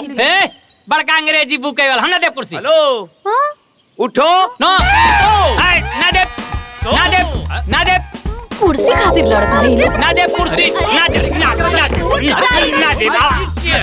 ना दे दादा नहीं दोगे तो मैं खड़ा रह जाऊंगा, बैठूंगा नहीं। फिर मत बैठा ना। अरे बड़ भाई के सामान बाड़े ना, इनके बैठे दी। अरे बाबूजी बड़ बार बना, हर बार बनकर नौटंकी ना करत रहते। ला बैठा, बड़का बना है। हाँ बैठिए। छोटे हो, छोटे की तरह रहो। हाँ अरे बैठो। सर भाई उठावा कैले नौटंकी ना लग गई ना कमर में। इट्स ओके, घंटा ओके। कितनी बार मना कैली कि शहरी चोचला से बाहर आवा, लेकिन ना, नो। एक बात पूछी साड़ू भाई। नो, इट्स ओके, पूछो। पैदा कहाँ भैल रहनी साड़ू भाई? जौनपुर में। हाँ। जौनपुर में। और शादी ब्याह कहाँ भैल है? सबको पता है यार, जौनपुर में। और महतारी बाप कहाँ रहले? जौनपुर। अरे जब सब कुछ जौनपुर भैल रहल, ती शहरी चोचला के ढोकला बनावे के का जरूरत बा? अरे भुला गई नी, यही पुअरा पे 15 साल तक रउआ सुतल बानी माई बाप के साथ। ठंडी आवेले तब आप पुअरा में सुतेला, लेकिन आज ये पुअरा तोरा के चुभत बा। काहे से कि शहर में जाके शहरी चोचला पहन लेनी बानी रहुआ। अरे याद करी, यहीं से पढ़ लिख के शहर गई नहीं रहुआ, और आज गांव देश के भाषा भुला गई नहीं। साड़ू भाई सोची, अगर रहुआ के ही हाल बा तो ये बच्चा लोग जौन शहर में पैदा भइल बा वो तो गांव से वंचित हो जाइए। ई नात रिश्तेदार मौसा फूफा गांव देश उनका का पता चली। ये तो गांव देश समाज और अपने माटी संस्कार से तो सदैव के लिए दूर हो जाइए। साड़ू भाई आज अब आप कहले बाड़े की चिड़ै उड़े कितना आसमान, लेकिन ओकर चारा यही धरती पे बा। याद करा, कितनो शहर में रहबा कमाबा खावा, लेकिन एक दिन गांव में जरूर आवे के पड़ी। ई गांव के माटी से इतना बैर काहे? साड़ू भाई ई मिट्टी सोना है आपन। अरे यार साड़ू भाई, इतना प्यार से हमको पहले काहे नहीं समझाए? हाँ, आज तो तुमने हमारी आंखें खोल दी भाई। हाँ, मैं बहुत गलत था, बहुत ही गलत। मैं पहले भोजपुरी नहीं बोलता था, हमको भोजपुरी बोलने में लाज लगता था। हाँ, थैंक यू। हमारी गलती को उजागर करने के लिए बहुत बहुत धन्यवाद। और हाँ, हम सब के सामने, आप लोगों के सामने आज हम एक वादा करते हैं, आज के बाद हम भी भोजपुरी में ही बोलेंगे, भोजपुरी में ही जिएंगे, भोजपुरी में खाएंगे, भोजपुरी में सोएंगे। ठीक है? जीजा जी का बात बा जीजा जी। वाह वाह वाह। वाह जैकी भाई, बैठिए हमारे साथ। अरे साड़ू भाई आप बड़वानी रहुआ बैठी पहले। अच्छा बैठी। Thank you. हटिए, तो हम अभी घास फूस पे बैठ के दिखाते हैं आप। हाँ बैठूंगा। बैठिए। खिसकी साड़ू भाई। वाह जय की साड़ू भाई। कोई जय की वैकी नहीं, जय किशन भैया। आज से हमार साड़ू भाई जय किशन भैया हो गए। बाकी कुर्सियाँ टूट गई हो। अरे दूसरा आ जाई दमाद जी। कुर्सियाँ टूट गई तो टूट गई, लेकिन रहुआ आज गांव से तो जुड़ गई।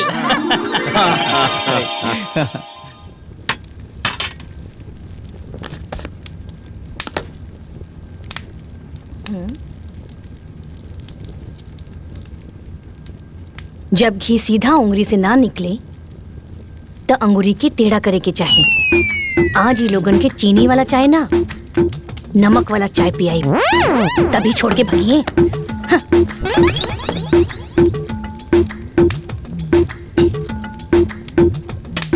अंजलि बाड़ी सुपर हिट। ये कुर्सी कैसे टूट गई? अरे कुर्सी उर्सी टूट गई, ये छोड़ा। ये बतावा कि हमार नहाए के पानी गरम भइल कि ना? ओहो हो जाई, चाय तो पीही। लीही ग्रीन टी। नो ग्रीन टी, आज से हम सिर्फ सादा चाय पियो। अरे आज से भोजपुरी भी और आज से चाय भी। ली दावा। बाबूजी रवा खातिर बिना चीनी की चाय बनता। ठीक बा। पिया पिया। देखा, आज हम बहुत दिन के बाद चाय पियो तनी, है ना?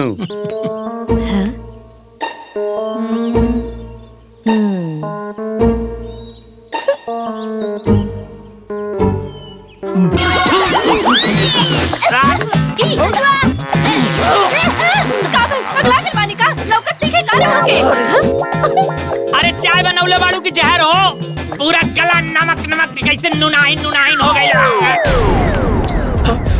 काबिल रे, काबिल हो। अरे माई, चाय में जानबूझ के अंजलि नमक डाल देली कि हमारी मुंह खराब हो जा। ना दीदी ऐसन बात नहीं खे। का हो दुल्हन, तारा मायके जाए के भूत इतना सवार बा कि तू चाय में नमक डालता रू कि चीनी डालता रू, तारा पता नहीं क्या चला। पता ना दिमाग कहाँ रहे। हम अब ही बढ़िया चाय बना के लावत आनी। हाँ, जा बना के ले आओ। एक दो बार और बनाई ना तब पक्का भाग जाइए। चावल एकदम एक नंबर का। अरे साले साहब पहले चावल वो इधर चाप देता रोटियां दा यार। अरे ली ना हम रोटियां देता नहीं रहुआ के।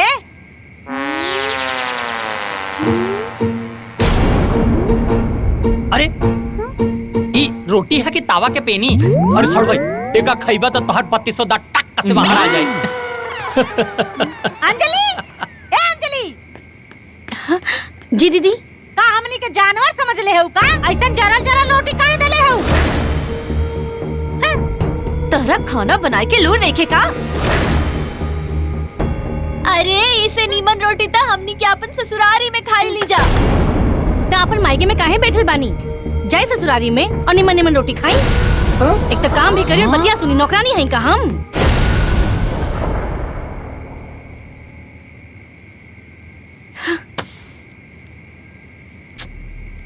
रे अजयवा, तोर मेहरारू तो गिरगिट के जैसे रंग बदलतिया रे। अरे अच्छा ठीक बा, रोटी न जल गइल बा, चावल तो ठीक बानू। चावल से आज शुरू कइल अनु। हाँ शुरू कर चलो हाँ अब तक कहीं के बा। ये सब तू का कर तू? बाहर हम सुबेरे से नौटंकी देखती। बताओ तो कबो चाय में नमक डाल देता हो, कब तू खाना खियाओ समझ जरल रोटी देता हो, सब का होता?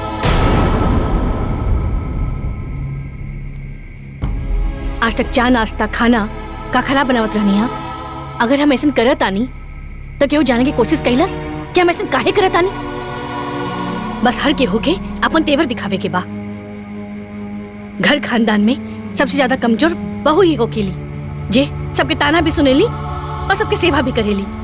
अच्छा जो नी नौटंकी तू करता रू, मैं के जाए खातिर करता रू? तो का करी? ये सब ना करी तो का करी बताई? 1 दिन 2 दिन 10 दिन 15 दिन सुन सुन के हम तंग आ गइल बानी। अगर ऐसे नहीं चलत रही ना तो हम अपन मायके कबो ना जा पाई।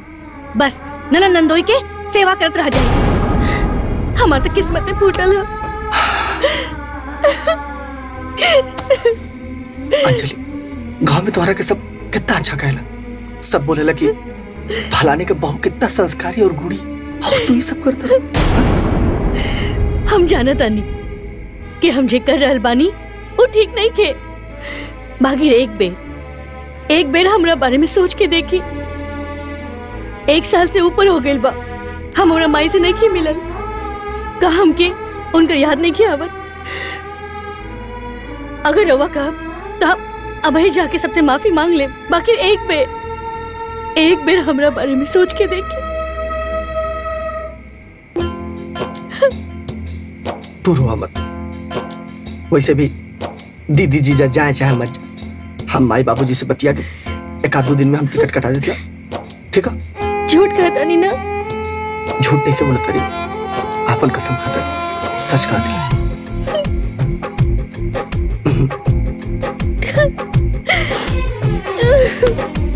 चुप हो जा, चुप हो जा, चुप हो जा।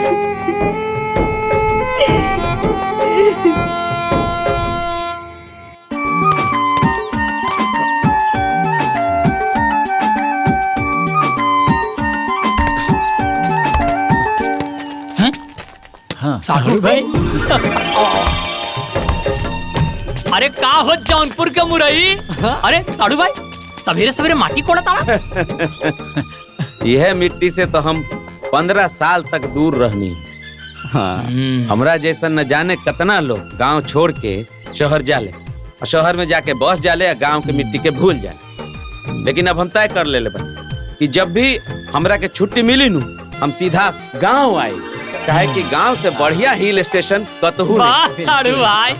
और एक बात बताई, जब से हम कुदाल फावड़ा लेके काम करत बानी नु तब से हमरा के ठंडी नहीं के लागो। अरे वाह साड़ू भाई, अब तो तू फिर कंबल प्लीज न करवा ना। चलो चाय पियल जाए। चल आओ जा साड़ू भाई, हमसे भिनसारे घूमे चल गए, तू चाप के खेत कोड़ी डाले। अरे पूरा एक्सरसाइज हो गई बॉडी के। हाँ चाय। अरे मत पिए चाय मत पिए। अरे सरहद जी काली के जैसे फिर से नमक धई के नाई चाप देले बाड़ू चाहे में। अरे नाना, काल पता ना दिमाग कहाँ रहे। काल से पहले ना वैसन गलती कबो ना भइल रहे। अरे साड़ू भाई, सरहद जी से गलती से कल चाय में नमक मिल गई होई। अब रोज रोज सरहद जी थोड़ी ही ना गलती करी है। चाय पिया लोग। चलो तो। अरे क्या बात है जीजा, आजकल अंग्रेजी हिंदी छोड़ के भोजपुरी बोलत बा। एगो बात कही, भोजपुरी भाषा से ज्यादा मिठास कोनो भाषा में नहीं खे। वाह साड़ू वाह। हाँ नंदोई जी, पता बा पूरा वर्ल्ड में गूगल पे हमने के भोजपुरी भाषा सबसे ज्यादा सर्च होखेली। हमने की भोजपुरी बोले में लाज ना नाज होके के चाहिए। ला ला ला ला बाबूजी चाय ला। अरे माई के वो हमारे अंदर बना यही से।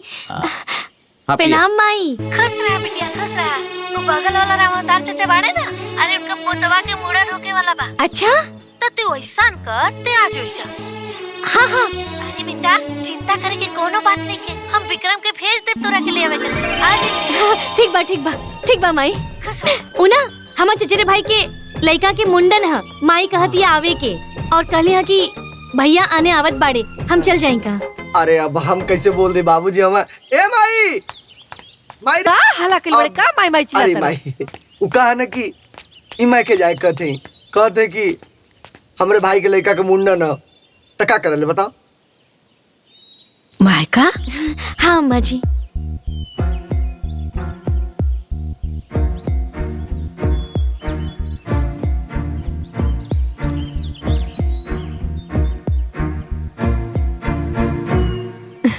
अरे जब मुंडन के बात बा ते मैं सोचे बेचारे का बा तू मायका जा सके ना।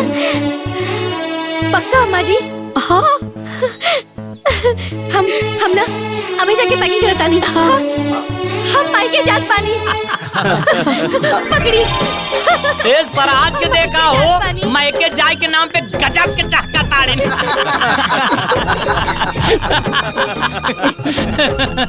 ए चाची का बहुरिया? काल हम मायके जात हई, भैया आने आवत बाड़े। ठीक है जा आराम से जइहा। हाँ चाची। जाए के तुरंत तुरंत फोन कर दिया। हाँ। अरे दीदी। हाँ पता बा कल हम मायके जात हई। अच्छा भैया आने आवत बाड़े। अच्छा ठीक बा हमरा के फोन करिया। अरे चाची। हाँ का भाई? काल हम मायके जात हई, भैया से मिलब, भौजी से मिलब, माई से मिलब। टिकट हो गया। चलो बहुत बढ़िया, जा आराम से जाइयो। चाचा जी हम कल मायके जात हई, भैया आने आवत बाड़े। अरे बहुत दिन से जात पाड़ू बचवा, पहुँचे न पात पाड़ू, पता न कितना दूर बा नहीं हर। हाँ जा जा। हाँ चाचा कल हम मायके जात हई, हमार भैया आने आवत बाड़े। बढ़िया बा। ठीक बा भैया जा। सब केहू से मिलब, माई से, भाभी से, भैया से। अरे ये सब तो चलते रहेला।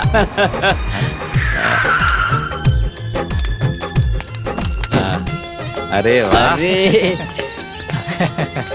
आवा चला चला चला। कैसे बढ़िया? कैसे बानी? ठीक बा। आए बैठी बैठी बैठी बैठी बैठी बैठ बैठी। आओ खुश रहा। और बाबू घर में सब ठीक बा? हाँ हाँ बाबूजी सब बढ़िया। हाँ ए बउआ तनी जाके दुल्हन से बोल के चाय पानी की व्यवस्था करा। ए अंजलि काल से ई घर में एके बात के चर्चा बा कि सरहद जी के भाई आवे वाला बड़न और सरहद जी मायके जाए वाला बड़ी। अनु अब फाइनली आ गई। माने कि अब एके गो चर्चा रही कि सरहद जी के अब मायके जाए के बा।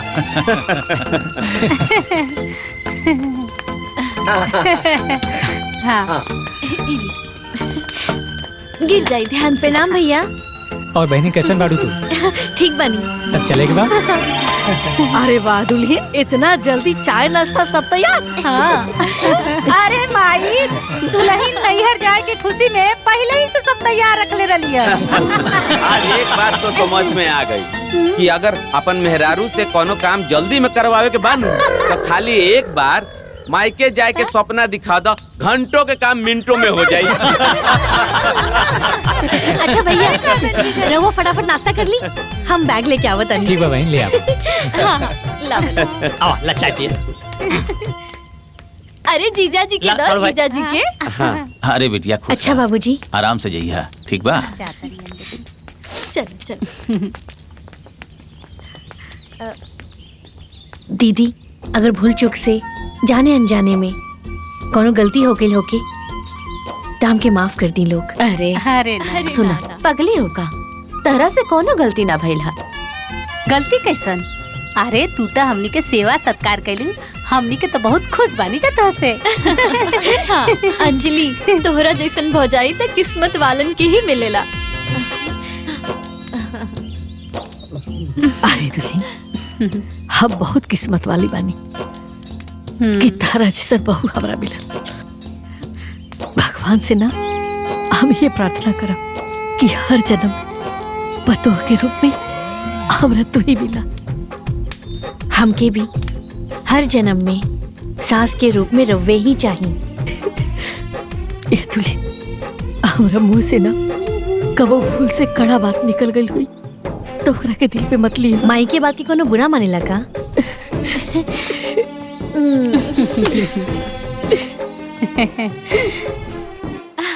चलो भैया चले। जा। चलो तानी जी। हाँ हाँ ठीक चल जाइए। अपन ध्यान रखिए। चलो तानी रउआ भी। Bye by.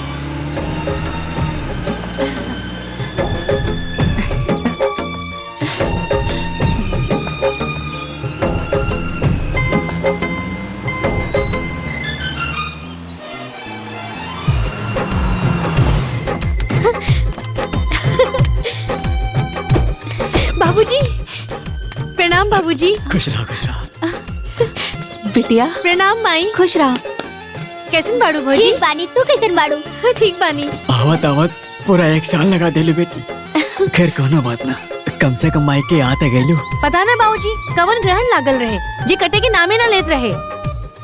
बाकी मुंडन के बहाने कम से कम ग्रहण तो कट गई।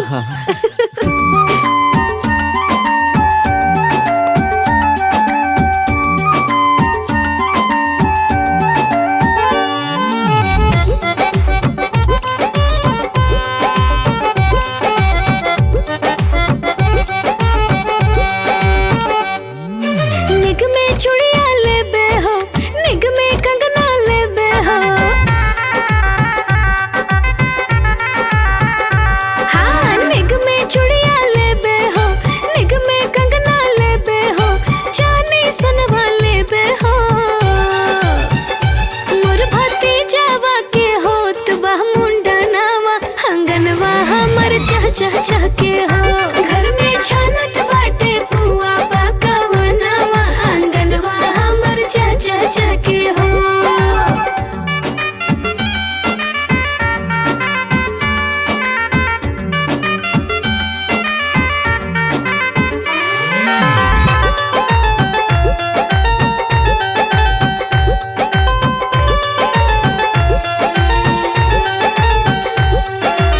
सबके जियरवा में खुशियाँ समाइल, जैसे बाहर हमरा घरवा में आइल।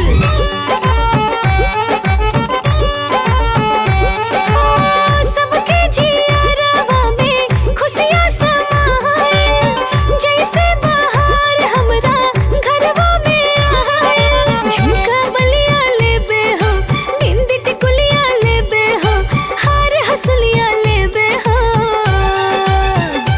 आज पूरा भइल मन के सपनावा, आंगनवा हमर चह चह चह के हम।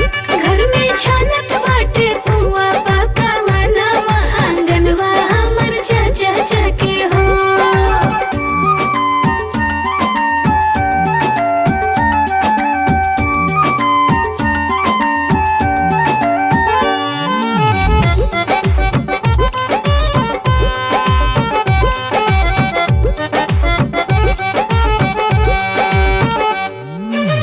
जैसे गंगा जमुना में लहरे लहरिया, वैसे ही दिन दिन बढ़े लाल के उमरिया।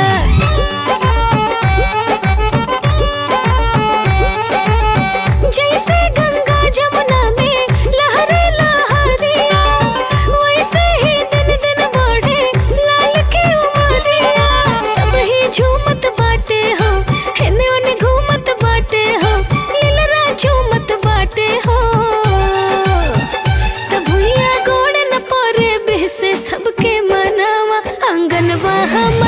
चाचा के हो। घर में छानत बाटे पुआ पकवानवा, आंगनवा हमर चाचा के हो।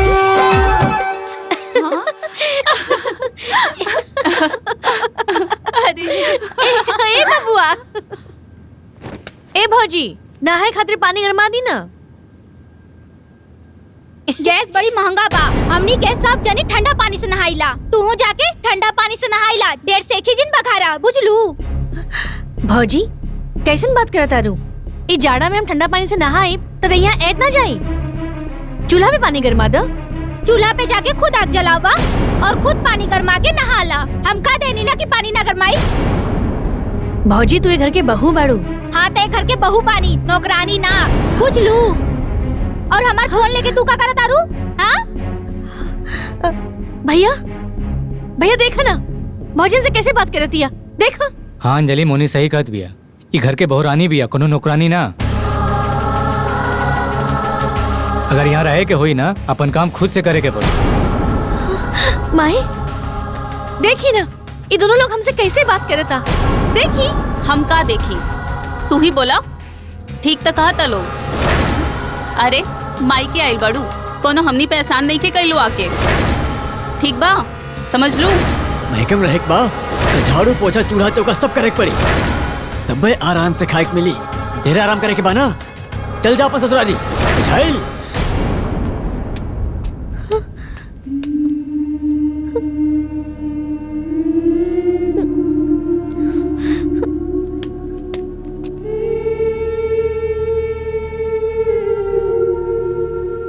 गैस बड़ी महंगा बा, हमनी के सब जनी ठंडा पानी से नहाइला, तू जाके ठंडा पानी से नहाइला, डेढ़ से एक ही जिन बखारा, बुझलू।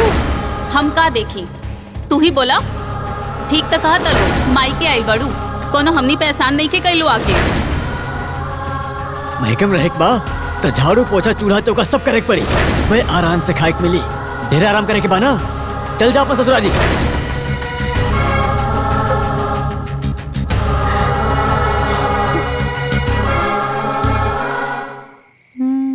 ए माई, अंजलि जब से चल गई बिया ना, एकदम सुना सुना लगा था, तनको अच्छे नहीं खिलागत। हाँ माई, अंजलि रह लखिया तो घर के सारा जिम्मेवारी उठौले रह लखिया। सही कहतिया माई, वो दिन रात दौड़ दौड़ के पूरे घर के काम करेली, हमनी के सेवा करेली, बाकी एको बेर उफ ना करेली। हाँ माई, आजकल का पतो तो आउते चूल्हा हल के करा देती, लेकिन अंजलि इतना अच्छी है कि का बताई।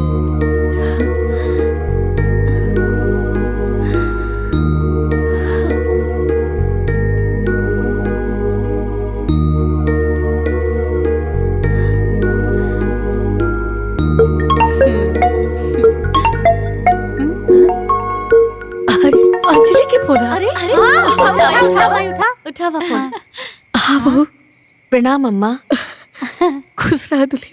लेकिन इतना रात के फोन करते रुका भइल?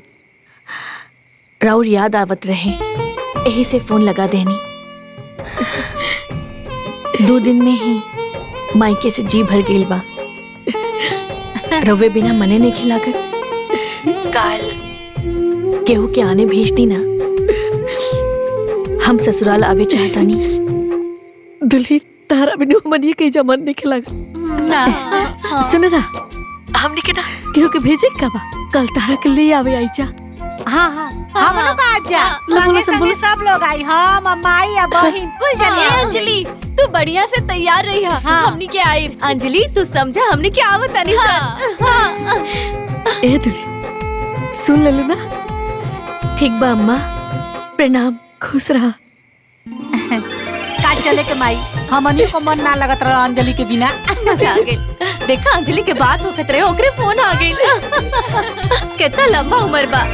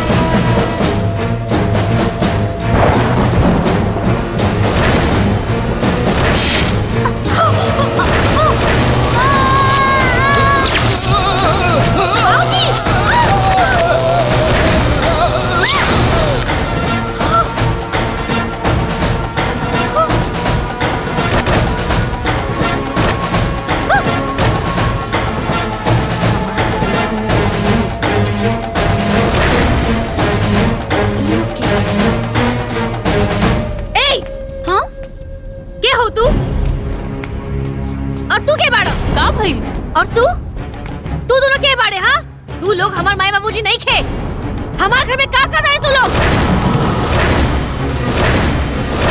अरे बोले जवाब तक क्या हाउ तू?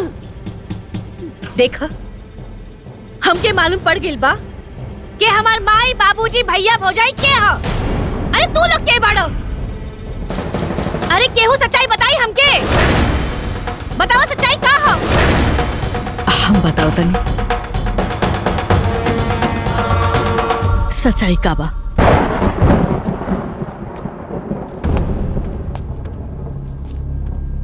अम्मा जी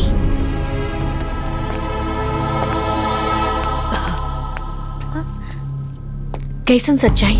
दुल्हन, तू अपना शादी के 1 महीना बाद अजय के साथ अपना मायके आई। नाम बाबूजी कैसन बाड़ू भौजी? हाँ चली। लेकिन वो घड़ी ऐसा बहुत बड़ा घटना घट गई रहे।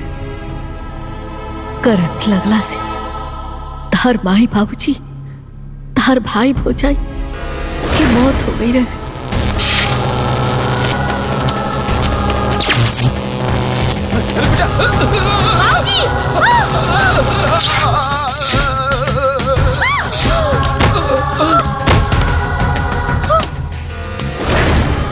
तार हालत भी बहुत खराब रहे। इलाज कैला के बाद ना तार जान तो बच गई। तारा दिमाग पर बहुत बड़ा गहरा सदमा पहुंचल। तारा बहुत गहरा सदमा लगल। देखिए, आपकी बहू को जो बीमारी है ना, ये बीमारी बहुत कम मरीजों में पाई जाती है। वो इस बात को एक्सेप्ट ही नहीं कर पाएंगी कि उनके माता पिता भाई बहन मर चुके हैं। अगर ये सच्चाई उनको बताई गई तो उनके दिमाग पर बहुत गहरा असर पड़ेगा और हो सकता है कि वो पागल हो जाएं। इसलिए जहाँ तक संभव हो आप लोग उनसे सच्चाई छुपा कर ही रखें तो अच्छा होगा। और ये बात हमने के तब समझ में आई जब तू अपना माई भाऊजी भाई भौजाई की मौत स्वीकार ना करके बार बार मायके जाके जीत कर लगलो। अम्मा जी। हाँ दुल्हन। हमके माई बाबूजी भैया भौजाई सबसे मिले के हो। हमार मायके की टिकट कटा दी ना। सोचत कहाँ है? कटा दी ना टिकट। हाँ दुल्हन। तब ये सोच के परेशान हो गई क्योंकि तारा की सच्चाई हमने के बता देनी चाहता तारा जान पे खतरा आ जाए। डर के चलते तुझे इस सच्चाई छुपावे खातिर तारा कते झूठ बोलनी जा। अरे हम तैयार करनी जा तार नकली माई भौजी भाई भौजाई।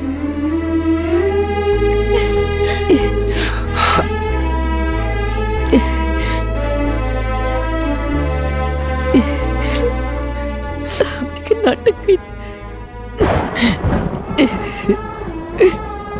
तक तो ठीक रहा।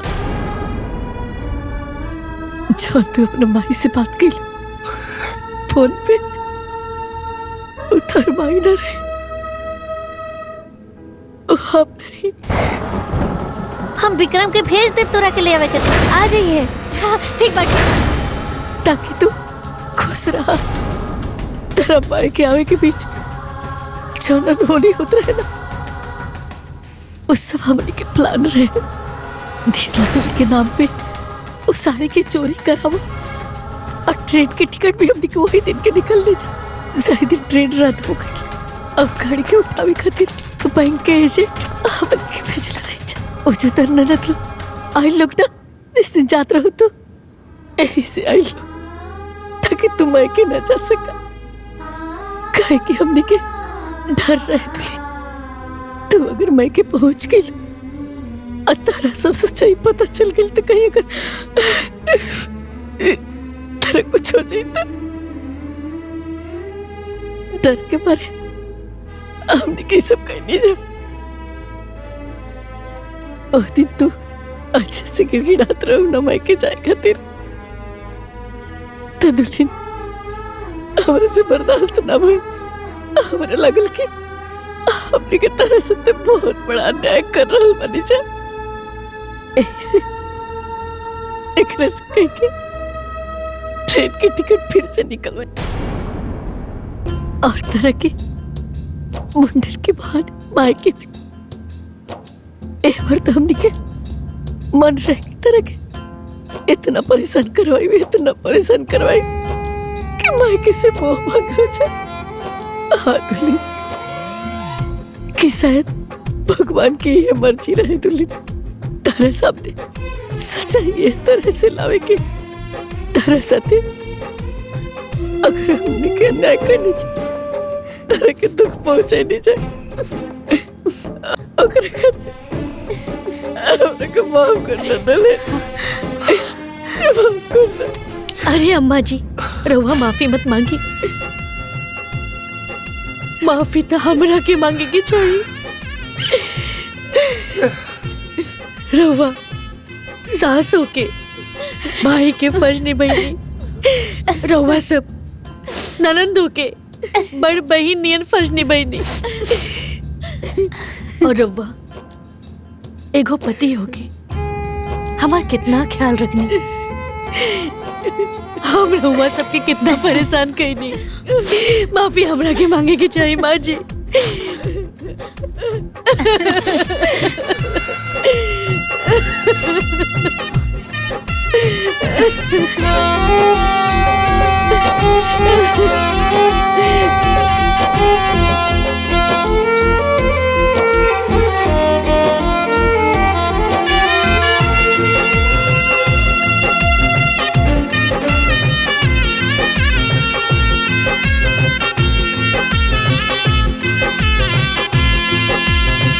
त समझनी माटी तो होके तू त निकल लो हीरा, तू ही समझ लो आमा हमर दिलवा के पीरा।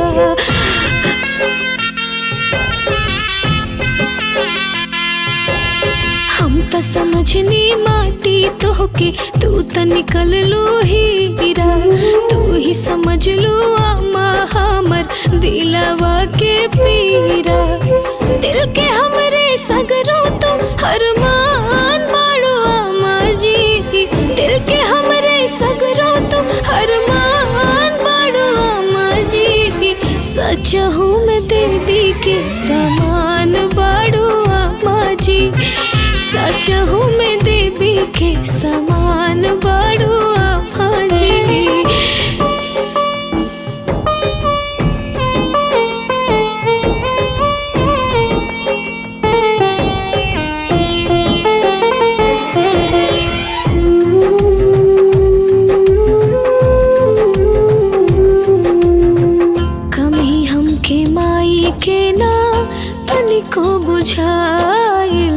सगरो दुलार प्यार तोहरे में भेटाइल।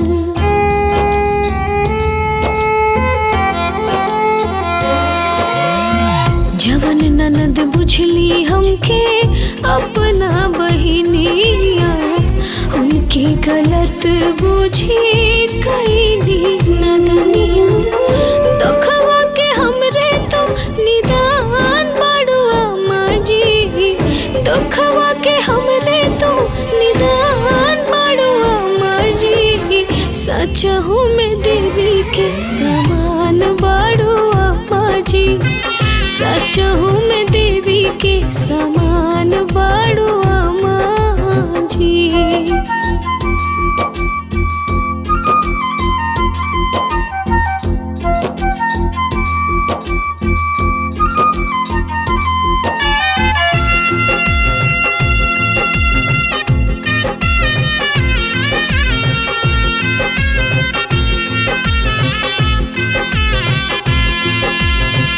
जौने रिश्ता के हम ता बुझली महुरावा, ये लोग बाड़े हमरा जिए के सहरवा।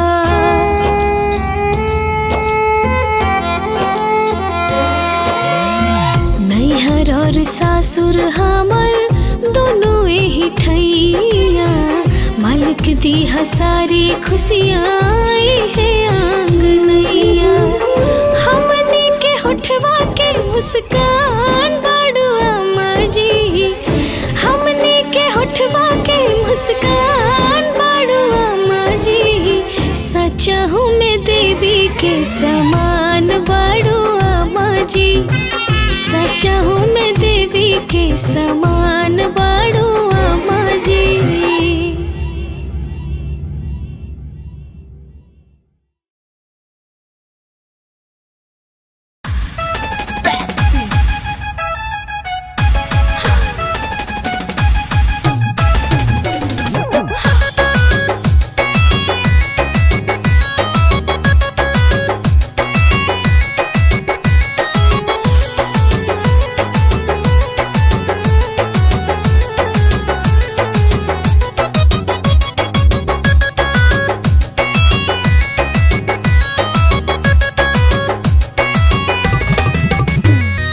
दही के नदिया के तोहरा बिलार राठबार भइल राजा।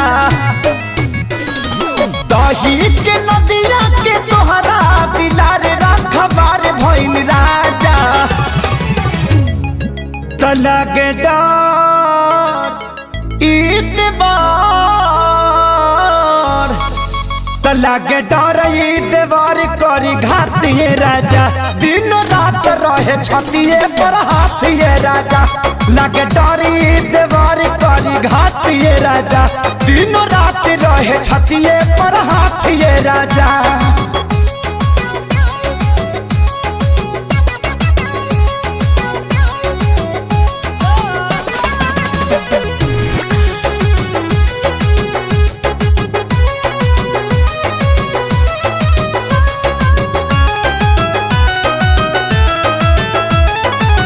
केतन मनाई खियाई ठूस ठूस के, जाके बैठ जाला कोना में रूस के। हो केतन मनाई खियाई ठूस ठूस के, जाके बैठ जाला कोना में रूस के। अरे लइका कहाई के गुलार लीले पतैयार भइल राजा। हाँ लइका कहाई के गुलार लीले पतैयार भइल राजा। त लागे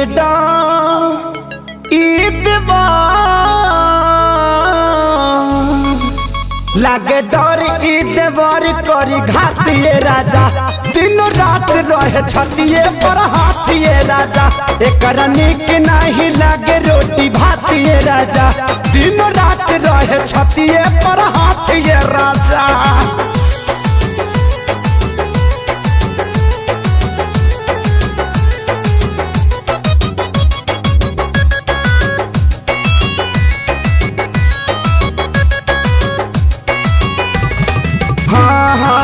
रोज के हे बहल चल के डरामा, कितना बताइए खेसारी करनमा।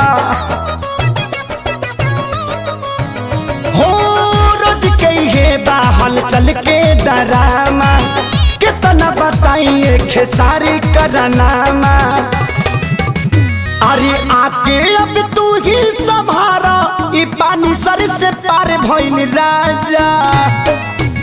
हाँ आके अब तू ही संभारा, ई पानी सर से पार भइल राजा। त लागे डर ईदवार, लागे डर ईदवार करी घातिए राजा। दिन रात रहे छतिए पर हाथिए राजा। गाल कटल बा हलवले बतातिए राजा। दिन रात रहे छतिए पर हाथिए राजा।